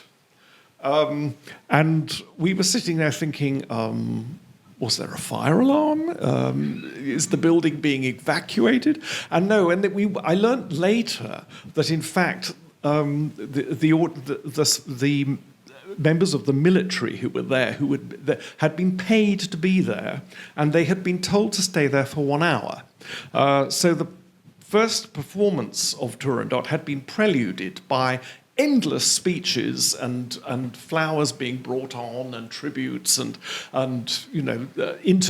little interview, and the general manager and the assistant general manager and the minister of culture and were all given speeches. So that went on for about half an hour, and we figured that, Liu's aria is about half an hour into the first act, and they all just got up and left. So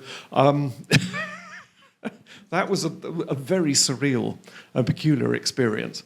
And it was a very interesting. I mean, I have to confess, I did review that performance for Opera Magazine, and wrote sort of in depth about the architecture of the building, and in fact my reactions to that ending of Turandot.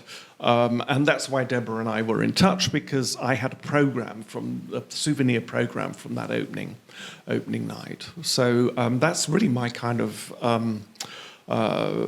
history with Turandot. I mean, personally, I think it's a very interesting opera indeed. I think it's not my favorite Puccini by a little way. I think musically it's fascinating. I think it's kind of fun now that the copyright has expired and everybody is writing an ending. And I've loved some of the concepts that we've heard, in particular the Coppola one. I kind of can't wait. I always thought it should end with another execution. I just thought that's kind of, the love duet. Now, it's a terribly interesting concept, and shut me up if I'm going on too long and you disagree. It's a terribly interesting concept. I cannot think of another example of any opera that is unfinished, and we have several unfinished operas bouncing around the repertory, don't we? We have, the Tales of Hoffmann, we have Kovanskyna, we have Prince Igor, we have lots of others. I cannot think of another example where the opera is actually 5/6 totally completed, that there is a full orchestral score which is edited and completed. So why, at that point, did Puccini kind of lose his mojo, as it were? Because really, by that stage in composing an opera, and I can speak with personal experience here because I've written quite a few of my own. By that stage in the composition process, you throw the inventing book away, really, because you've got enough of the sort of atmosphere, what they would call in Verdi, the sort of tinta of the piece that you're writing, to be able to sort of fit it through. It becomes like the crest of a wave, because you want to kind of complete the opera in a certain way, and you want to refer it back to what's gone before and everything. So it's very rare for a block to happen, right towards the very end. So what happened with Puccini? I know his health was failing, but there was an awful long time. And I think the clue is actually from much earlier in the opera. If we go back to sort of Puccini's original choice of the Turandot subject, I believe it, and I'm sure Deborah will correct me if I'm wrong, I believe he saw a production of the play, which was in German, that the Gozzi Commedia dell'arte play was translated and sort of made rather more high literature by Schiller, of all people, Friedrich Schiller. And there was a celebrated production of that in the early 1900s with, I think, Max Reinhardt. And I think that's a very interesting point, because Busoni, Ferruccio Busoni, who was the Italian composer who sort of rejected his homeland in certain ways and sort of became a German composer, and amazing piano virtuoso, and his editions of Bach and so on, who actually wrote an uncompleted opera of his own, Dr. Faust. Busoni wrote a Turandot, which was premiered in 1917, which is based much more closely on the Gozzi play. And when Turandot first enters in that opera, she has an aside to a serving maid that suitor looks rather different from all the others. And so you get a sort of hint of a frailty of a character, just as she appears. And the whole backstory about the Princess Luling does not exist in Gozzi. So it seems to me that the inventions of Puccini's librettists that transcend the Gozzi Schiller versions, the servant girl Liu, and the lack of backstory for Turandot actually kind of do the piece in, even though it's not apparent in the first 2.5 acts. It's sort of set up for a plunge. How can you possibly have a love duet over the corpse of Liu?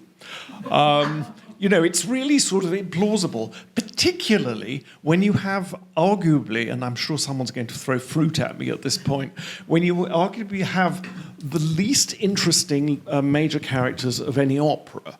Turandot is basically a goddess. There is absolutely no human attributes to this person at all. We have no psychological insights apart from a backstory, which is, I always kind of like to think it's like a kind of performative psychology to sort of stick it to her father, the emperor who's listening, and the entire court is listening, for goodness sake, There's that, and there's Calaf, who is basically a cardboard hero with a sword. I mean, can you imagine having dinner with Calaf? I mean, he would be so dull, all this sort of certainty. And so you strand them on stage together for the very first time in an opera, and no wonder he dries up. Puccini dries up. I mean, they are sort of not interesting enough. And my other last point, you'll be pleased to know, would be that Puccini was such a magpie, not only musically but theatrically. He was very, very aware of all the kind of contemporary developments that were happening in opera and theatre, from going on. You can see it progressing through his life's work. You can see in Madame Butterfly, he's just overdosed on Debussy. Suddenly his whole harmonic language changes. I mean, he's such a great genius that all of these sort of inputs come out as a sort of Puccinian version of whoever it is. But Madame Butterfly, you get Debussy. Fanciulla del West, you hear all this research into American popular music, and you also hear Richard Strauss, whose Salome and Electra we know that he heard. Tritico carries on that tradition. Rondinet, well, they were all kind of so envious of Franz Lehár cashing in with The Merry Widow, which was sort of done 6 zillion times all over Europe, that suddenly all these opera composers, Leoncavallo, Mascagni included, were all wanting to write operettas. So you see that. And with Turandot, you know that Stravinsky has been studying Ravel Puccini has been studying Stravinsky and Ravel. You hear Petrushka, you hear all kinds of sort of the bitonality of Ravel. He's keeping up to date. He's following up-to-date theatrical productions too. And this, for me, makes the first act of Turandot particularly perfect because it's sort of like a kind of theatre that he hadn't attempted before. It's ritualized, it's sort of in sections. There are no sort of in-between bits from almost all of Turandot. When you get to the final duet, suddenly it becomes psychological. And this whole thing about sketches, believe me, as a composer, I make sketches. A lot of them are absolute twaddle. Sketches, I think, can be sort of, they're kind of interesting if you look at, say, Beethoven's sketchbooks to see how they evolved into various completed articles. Sibelius, too. If you've ever heard the first version of his Fifth Symphony compared to the final version, wow, what a disaster one is and how sort of absolutely perfect the latter one is. So I'm with great respect to Deborah, when it comes to sketches, I think you have to take a real pinch of salt with them. I think with that, it's just a great perspective from composer, and I think perhaps it would be a good segue into Kunio Hara's discussion from the musicologist perspective.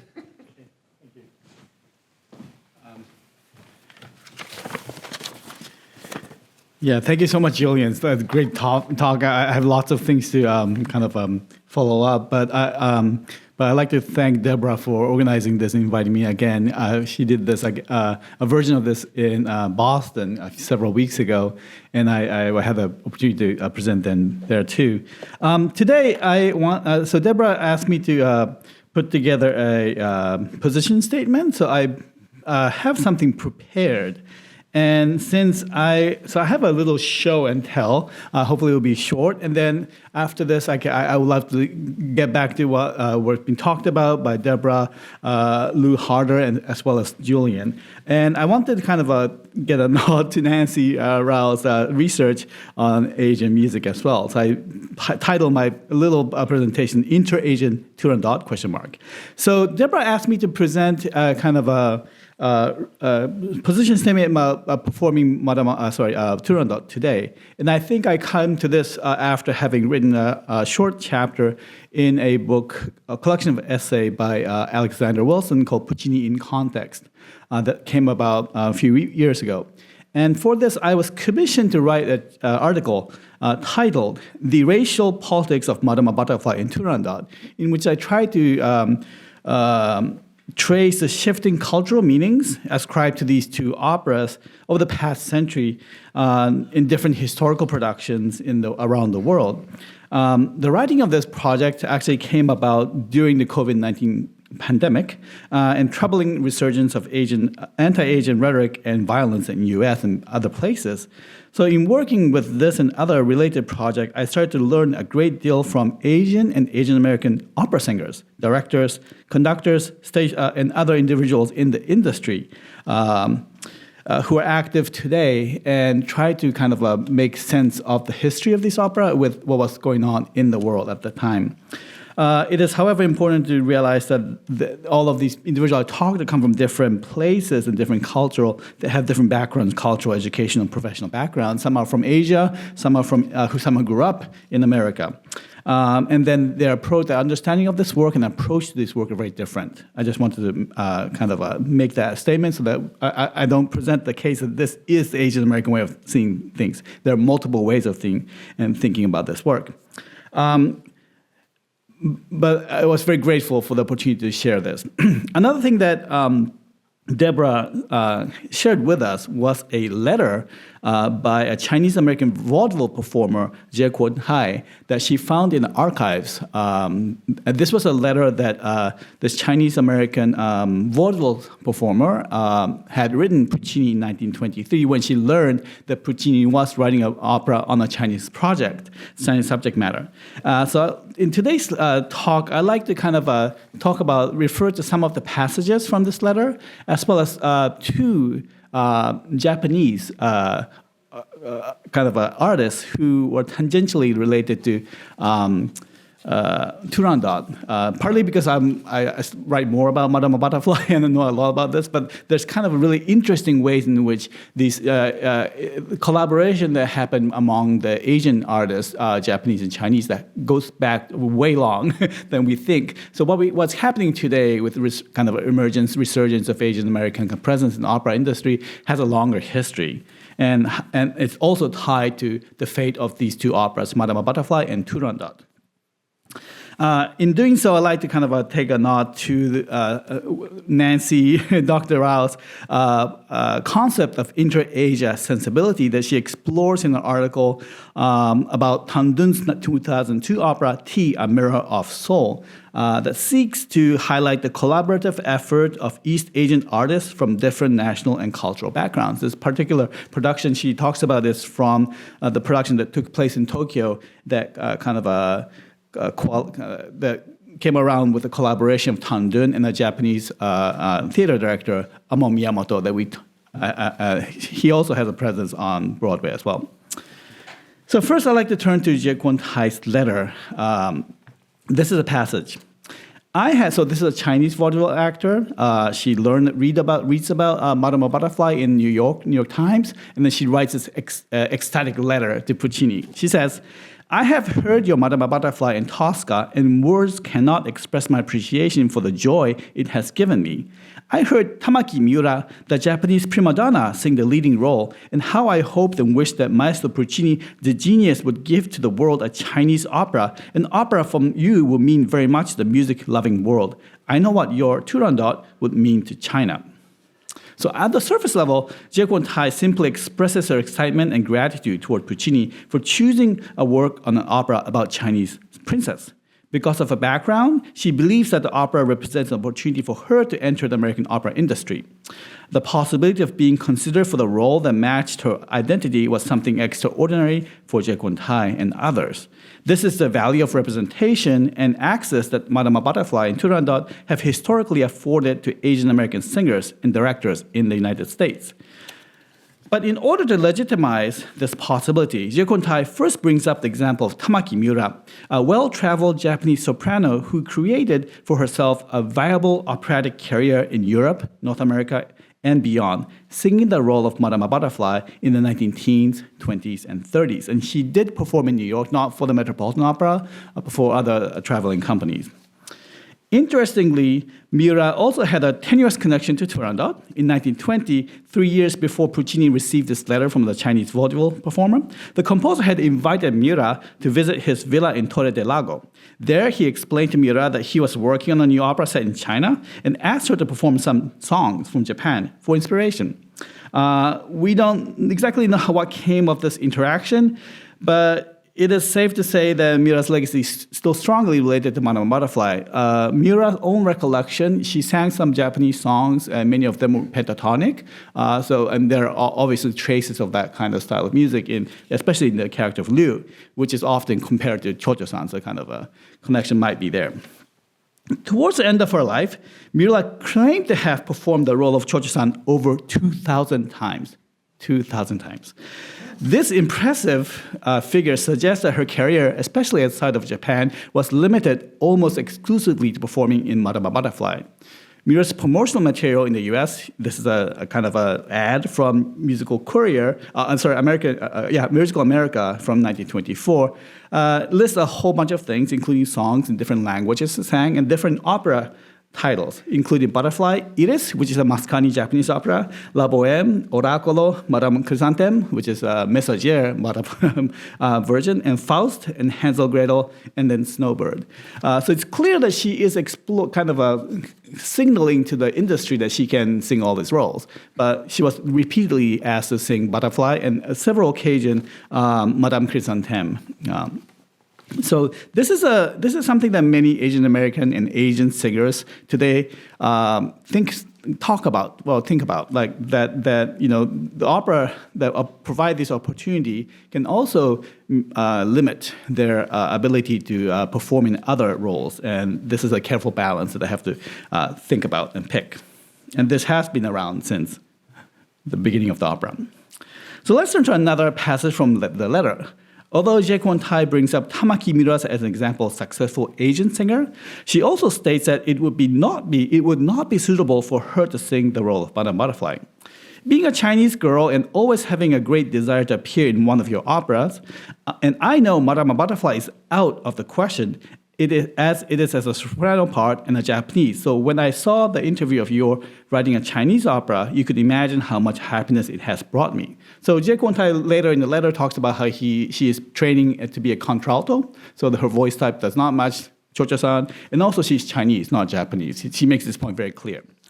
Jie Guantai shies away from Butterfly not only because she's her fact, but also for her identity and ancestry. This admission is understandable, but quite startling, considering that even today, singers of many East Asian and Southeast Asian ancestry continue to participate in production of Madama Butterfly in order to lend an air of verisimilitude and even of authenticity. So this is something that many people ask who are not Japanese to play a Japanese person. Right?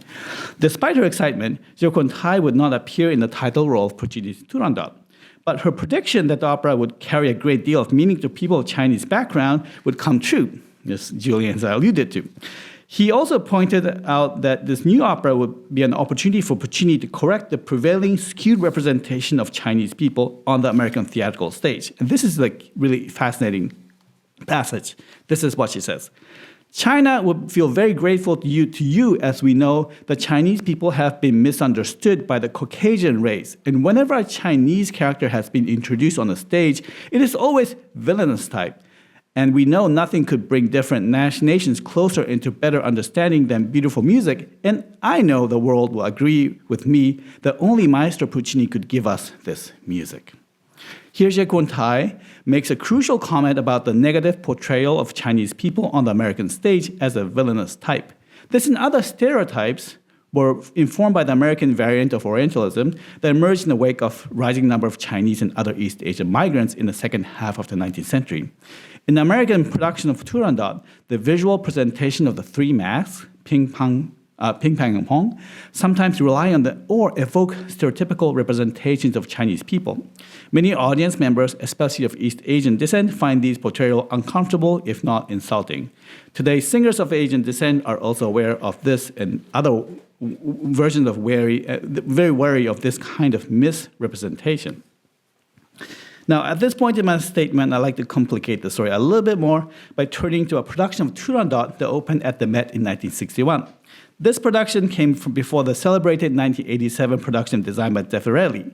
As you can see from the screenshot of the Met online database, very kind of a 1990s database still going on strong, the production is attributed to Yoshio Aoyama. The note below indicates that Yoshio Aoyama planned the stage of the production, but when he fell ill during the rehearsals, Nathan Merrill took over. So who is this Yoshio Aoyama? Yoshio Aoyama was the first East Asian Japanese opera director hired by the Met to create a new production of Madama Butterfly that opened in 1958. Aoyama, who had developed his career in Japan, was credited for bringing a level of cultural authenticity and accuracy to the Met's new Madama Butterfly that was received extremely well by critics and regular audience members alike, and also the performers really liked working with him. His success at the Met was such that Rudolf Bing commissioned him to design another Puccini opera, Turandot, to open in 1961. As the database indicates, Aoyama's production at the Met did not come into fruition. However, a great deal of the material from this planned production can be found in a spiral-bound notebook titled Turandot at Met in New York, housed at the Information Center of the New National Theatre Tokyo in Japan. Today, I'd like to highlight these beautifully rendered makeup design for the three masks, Ping, Pang, and Pong, included in the notebook. These are actually based on kumadori, or the stylized makeup worn by kabuki actors in Japan. So Ping has the design called tori, kind of tori gate design, and I think Pang, in this case, this design that refers to catfish, and then, sorry, that was Pong, and Pang designed as a design that has bats on their face. And this is, again, a traditional pattern in kabuki.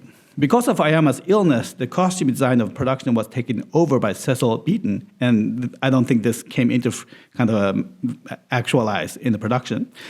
However, Aoyama's incorporation of kabuki-inspired makeup for an opera set in China points to what could have been a fascinating example of sort of intra-Asian sensibility, grafting Japanese visual aesthetics onto Puccini's Turandot, informed by kind of an Orientalist idea of China. But the story is not over here.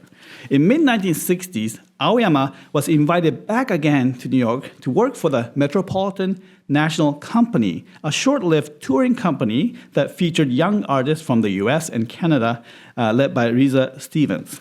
For this inaugural touring season in 1965, Aoyama directed Madama Butterfly and La Traviata with the assistance of Chinese-American set and costume designer Ming-Cho Lee. This was an often overlooked important early instance of intra-Asian collaboration that brought together two individuals of a contrasting East Asian background who, nevertheless, were expected to work together on Puccini's Japanese opera. Lee himself would later direct several shows at the Met, including Boris Godunov, I Puritani, Lohengrin, La Favorite, and others in 1970s and 1980s. At the Turandot symposium that took place several weeks ago in Boston, we also learned that Ming-Cho Lee was also involved in the acclaimed 1983 production of Turandot by the Opera Company of Boston. Lee's production of Turandot brought Chinese aesthetic and craftsmanship to American stage, much like his collaborator, Hao Weiya, had done for Madame Butterfly several decades earlier in 1950s. So we see this kind of clear pattern in which Asian and Asian American individuals are integrated into the performance and practice and production of Butterfly and Turandot. And then there's this kind of interesting kind of a collaboration that's happened. But it's kind of always kind of trying to figure out how to make the opera more real, or authentic, or acceptable. This issue I identified above can perhaps be attributed to the tension between the two factors: what the work actually is and what people expect the work to be. As we heard earlier today, the question of what the work actually is itself up for debate, since Puccini left the work unfinished and there are multiple versions that are being created to kind of complete this question. And what the work should be, or what the audience expect the work to be, is a shifting question, because it depends on who you ask and when we're asking this question, what is happening outside of the opera houses. Some will insist on prioritizing the voice of the original creators, and especially that of Puccini. Others will argue that the attention must be paid to the people of Asian background who might experience the opera in a certain way. And then there are regional and kind of a generational difference in which if you ask Asian American people, they'll have different answers because they have different experience with the opera and history with it. So it's perhaps fitting that the opera, what Jie Gongtai asked Puccini to do in Turandot, to represent the people and costume of foreign culture in a manner that's accurate and not prejudiced, seems almost impossible. Yet this is a challenge that we must attempt to overcome collectively if we are to continue to engage with Puccini's Turandot, a work that continues to keep us guessing and searching for answers. Thank you. Thank you, Kunio. That's great. I really enjoy very much both all three presenters, and I guess we'll open up for some further discussion. But I just would like to say that it's fascinating to hear Julian's report of the actual participation in the audience for the premiere of Hao Weiya's final ending in the Turandot. And I can't help but wondering whether by that time, such production is also influenced by the whole theatrical and musical production that was very much part of the political tools for Chinese government. So in other words, what I'm trying to say is that all the model opera that blanketed China during the Cultural Revolution has established a kind of norm for stage.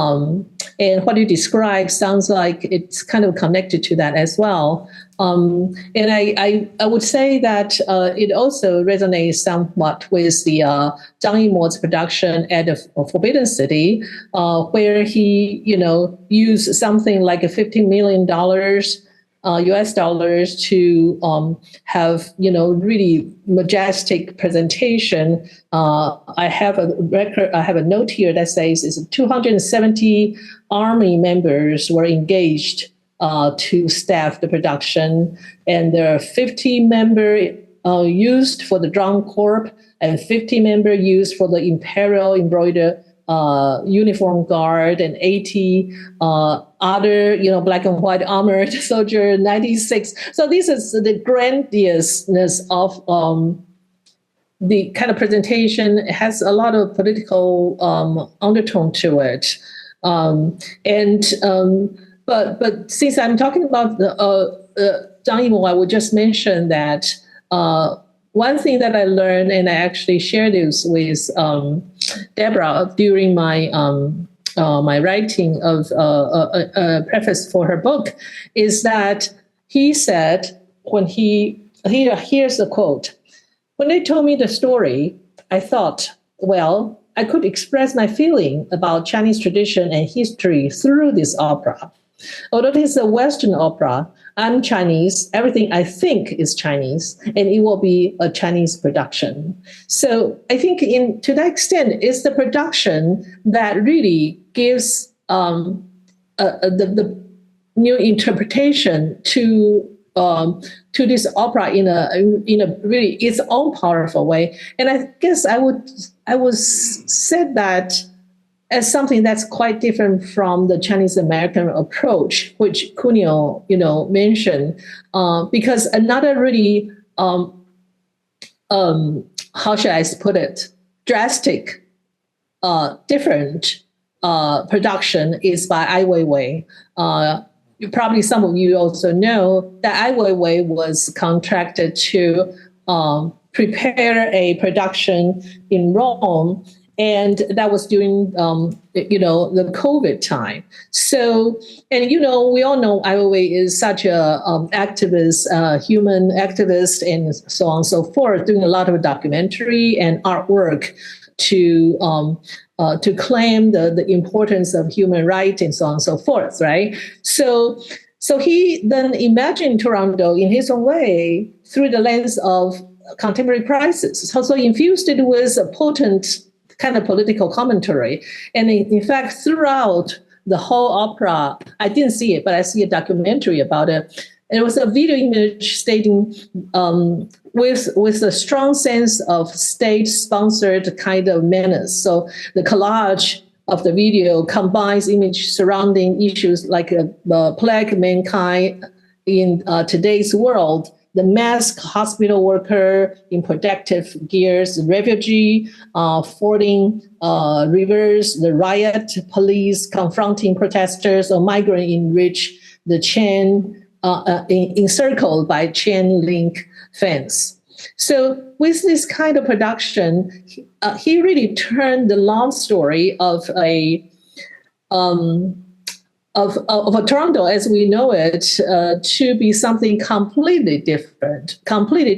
So when I remember watching this documentary, and by the end, when one hears, the Karloff's the Summa Dorma, it's not a cry of anything other than human survival.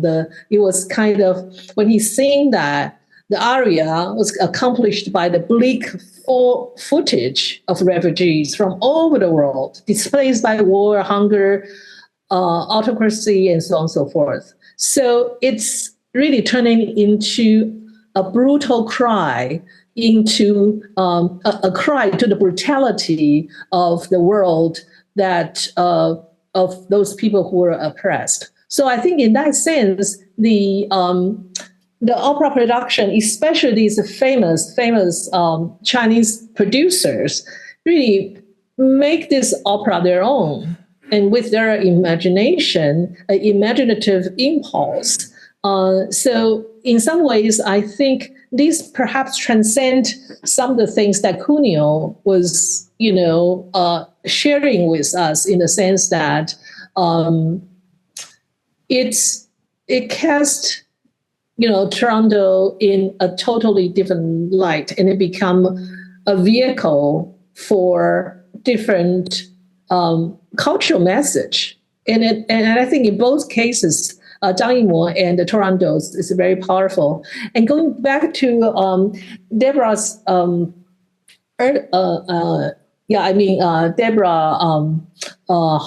Leo Harder's perspective, I totally echo with her. Whenever I was in the Met, listen to this opera, listen to Turandot, I would encounter people who were Chinese that were completely moved. And that was really a very important way to think about it. So I guess in this sense, I really appreciate that we have the perspective from composer and a musicologist, and at the same time, we're not forgetting about the view from the audience. So I just throw some of these ideas out as a response, and perhaps our panelists can join, or the audience as well. Well, I don't know if anyone has seen, there's a production at the Royal Opera House in London. Am I not on? I think I lost the sound. It was working fine. It should be on. Yes, it should be on. I don't know if anybody has seen the production at the Royal Opera House in London, and I'm afraid I can't recollect at the moment who the producer or director. Have you seen it? It's even older than the Zeffirelli. I think it premiered in 1984, and I think I was there actually. It was Gwyneth Jones and Domingo and Colin Davis conducting, and the entire production is kabuki. And it's spectacularly wonderful. It's really, really sort of it's. I'm sure there's a video of it there on YouTube somewhere, and I really don't know if it's an Asian designer or director. This is there's a Robert Wilson production that is inspired by Kabuki and Buto. So that could have been very stylized, slow moving. Yes. Yes. Yes, I mean this wasn't particularly slow moving, but okay, yes, so maybe it's had different, the visual. It was very visually stunning with the sort of Chinese Japanese motifs, which I always find rather peculiar because I mean historically Japan and China are not very close. Would you say is that unfair to say? I think Japanese culture and history is dependent on a lot of Chinese influences, but in the 20th century, especially politically, it's not a very friendly relationship. Friendly, no. Yes. Yeah, I find it interesting, actually, Julian, that you mentioned the kabuki there, because one thing that I could also add is that there are many, many versions of Turandot that's being adapted by Chinese opera genre. So not just one, but many, like the Peking opera, Yuju opera, and also many other kind of regional genre Chinese opera genre have remake Turandot in their own way, and I don't have the fortune to see them, but from friends who have seen them, they found it to be absolutely kind of different from Turandot, but at the same time, kind of making resonance to it. But I think all these are examples. I mean, I guess it will be different if it's kind of intercultural theater conducted by or directed by a Western director, like the famous ones you have mentioned.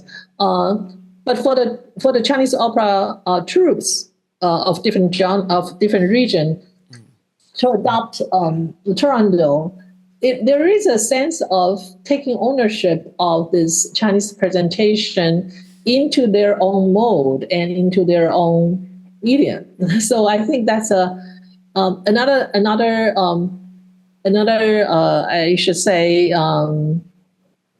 phenomenon that's somewhat similar is Shakespeare. Shakespeare is made into all sort of different Chinese opera genre. So just throwing out there for kind of comparison. A tiny detail I forgot to mention about the production of Turandot I saw in China, in Beijing, was that what I thought was quite interesting was that they sort of didn't know what to do with Ping, Pang, and Pong. As I'd mentioned before, that a lot of the text was simply not translated, either into Chinese or into English for their first act scene. And in the second act scene, there was actually some hefty cuts in that whole 15-minute sort of, which is I think one of the most marvelous scenes in the opera, of where Ping, Pang, and Pong kind of reminisce and want to go back to their home and leave this bloodthirsty regime. A lot of it was cut musically, which I kind of thought, well, that's not what to do, but it seemed not to fit in. The other, I mean, I couldn't help but contrast it with I was just listening out of curiosity to the Busoni version of Turandot, which the music takes its influence from the Turkish music of Mozart. And in the libretto, almost the first thing they all sing is "Praise be to Allah," which I suppose goes back to the idea that the Turandot legend was originally Persian. And then later in the libretto, there is a quotation from Confucius. And then there's a rather glorious little aside, because it has the Commedia dell'arte characters, Harlequin, Pantaloon, and Tartaglia. When they're preparing the banquet for the final celebration, Tartaglia says, well, this all looks very well, but I know of a much better restaurant in Naples. And that sort of shows how this legend is sort of just recycled everywhere. And I thought that was a rather marvelous touch, which I think sort of in a way, the actual concentration of sort of Chineseness that Puccini attempted sort of irons out all the kind of comedy. And even though Ping Pang and Pong are very much of the Commedia dell'arte, they are a sort of rather nasty, cruel version of such. They're not particularly playful, but there we go. That's just another thought. I hate to be a contrarian, Julian. If I were to produce this, that's the part I will cut too. Actually, I guess it's a different perspective, because that is the part that's so much caricature. I think even those people who love Toronto, those Chinese people who love Toronto, probably. We're not loving that part. So it's fascinating to hear that you connect this kind of a cruel humor to kind of historical context, as well as the ways in which one can appreciate it in that kind of irony setting. So do we have an audience? Yes, I was going to ask, I would love the audience to participate in this. If you have anything to say or any questions, I would like to add something, though, about the internationality of Turandot, because when Hao Weiya's production was done, as Julian well knows, China was reaching out to be more internationally accepted, very different than the situation now. And they chose it, and he makes this very clear in his notes in the program and so forth, that they chose Turandot because it was international, because it came from a Persian country by an Italian composer, and they wanted to reach out to make it, because of its internationality. And when I was writing my book, I decided I was going to do an introductory chapter on the sources for Turandot, which I thought would be pretty simple, right? Gozzi and then Schiller. And it was a maze of thousands of myths. I mean, it was just unbelievably, incredibly deep, and goes way back beyond the Persian.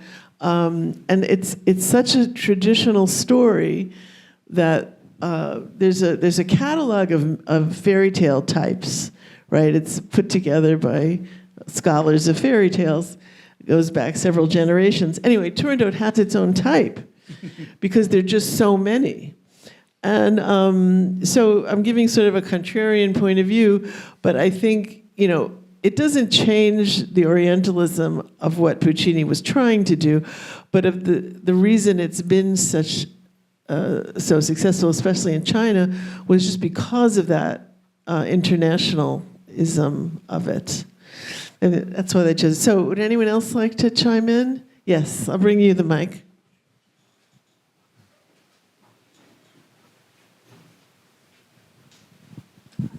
Thank you. Thank you for today and this morning, this afternoon. I'd like to have a question. Maybe it's not even a question. It's some kind of a philosophical devil's advocate thing here. So what's the purpose of the glory of completing something that was completed from day one and it was already successful from day one?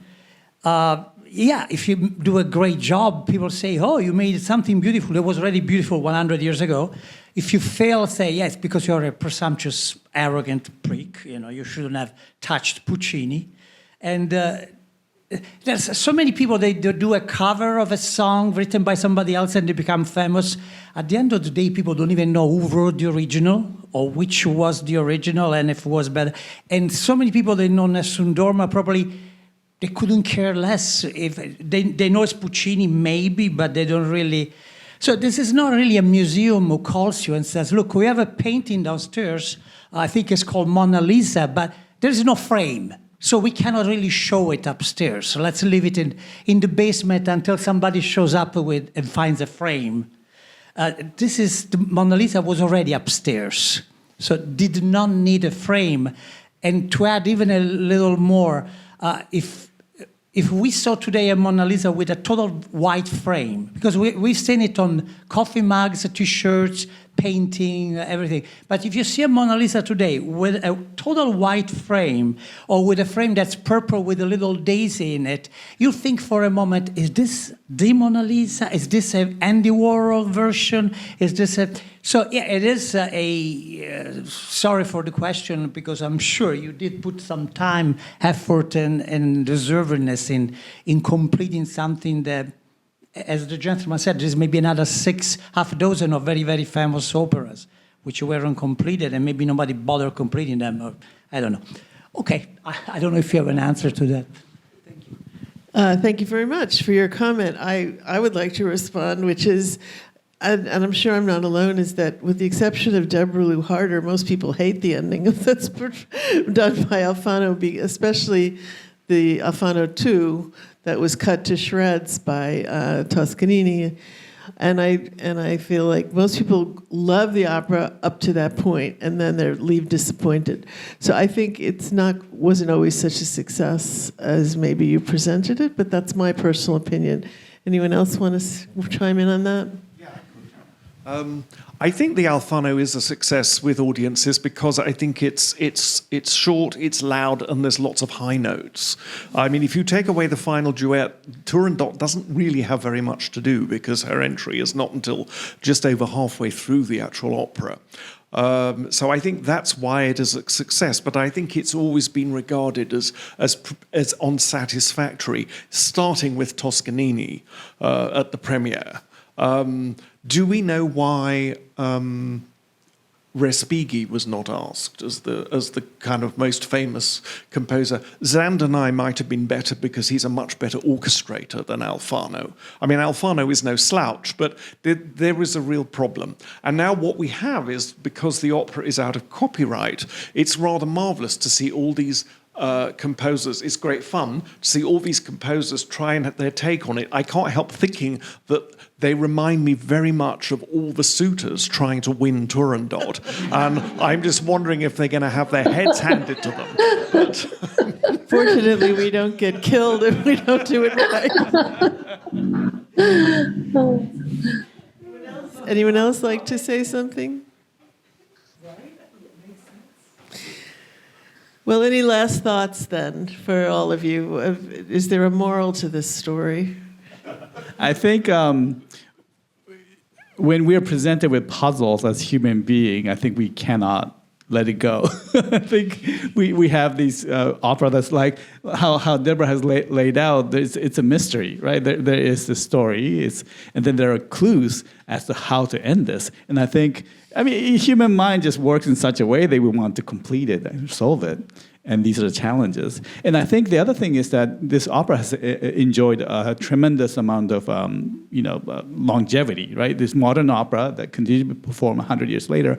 And every time you perform this, this is performed in Italy, in US, and China. These are very different places, right? So when you present this opera in different contexts, different audience member, there is some kind of adjustment that happens in the way that it's interpreted or performed. And as the time progresses, 1926, 2026, we're living in a very different time. Orientalism or understanding of East Asia culture and people have changed over the 100 years. There's a subtlety of differences in the way how even stereotypes are being presented too. So I think it's inevitable that we will continue, as long as opera is a living art form, it will continue to live, I think. That's why we are driven to complete this work. I also think... And I echo what Cuneo said, because I think it's precisely because the potential in this particular opera and the kind of issue it raises that we keep coming at it from different angle. And Ai Weiwei's production is really inspired by something that has the potential to reach that, right? I mean, so when you hear the whole opera with the human disaster in the backdrop, the music has the power to transform the whole stage into something beyond love story. So I think it's because this is a fantastic work that has a great potential. I was just going to say that, I think opera is in a crisis at the moment. We certainly know that the Met has got its problems, and that these huge kind of grand operas, one wonders how long they will be around. And I would have thought the future of Turandot could be a wonderful free-for-all. I don't know if anyone has seen any of the New York-based company Heartbeat Opera. They have done a wonderful reduction. The latest thing they did was Massenet's Manon, which they turned into a sort of Broadway musical lasting an hour and a half.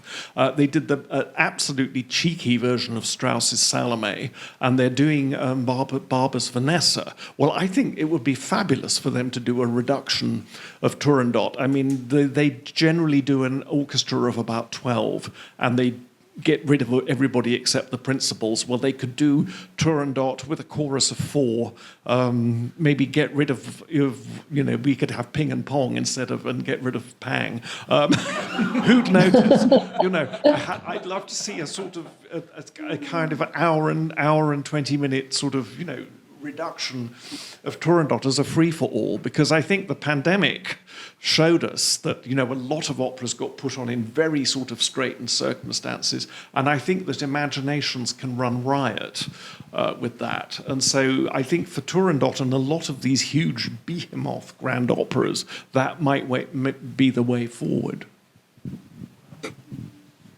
Yeah, I think that's the direction opera is going. Shanghai is just doing this, ring and turned it into a city, and the whole thing cramped onto one opera. So yeah. So Deborah, do you want to have a last? Well, I think these are all really fascinating ideas, and I think any discussion like this can't come to one single conclusion, just as the opera can't come to one single finale. So I thank you all for your participation. And a special thank you again to Julian Sachs, who's toiling away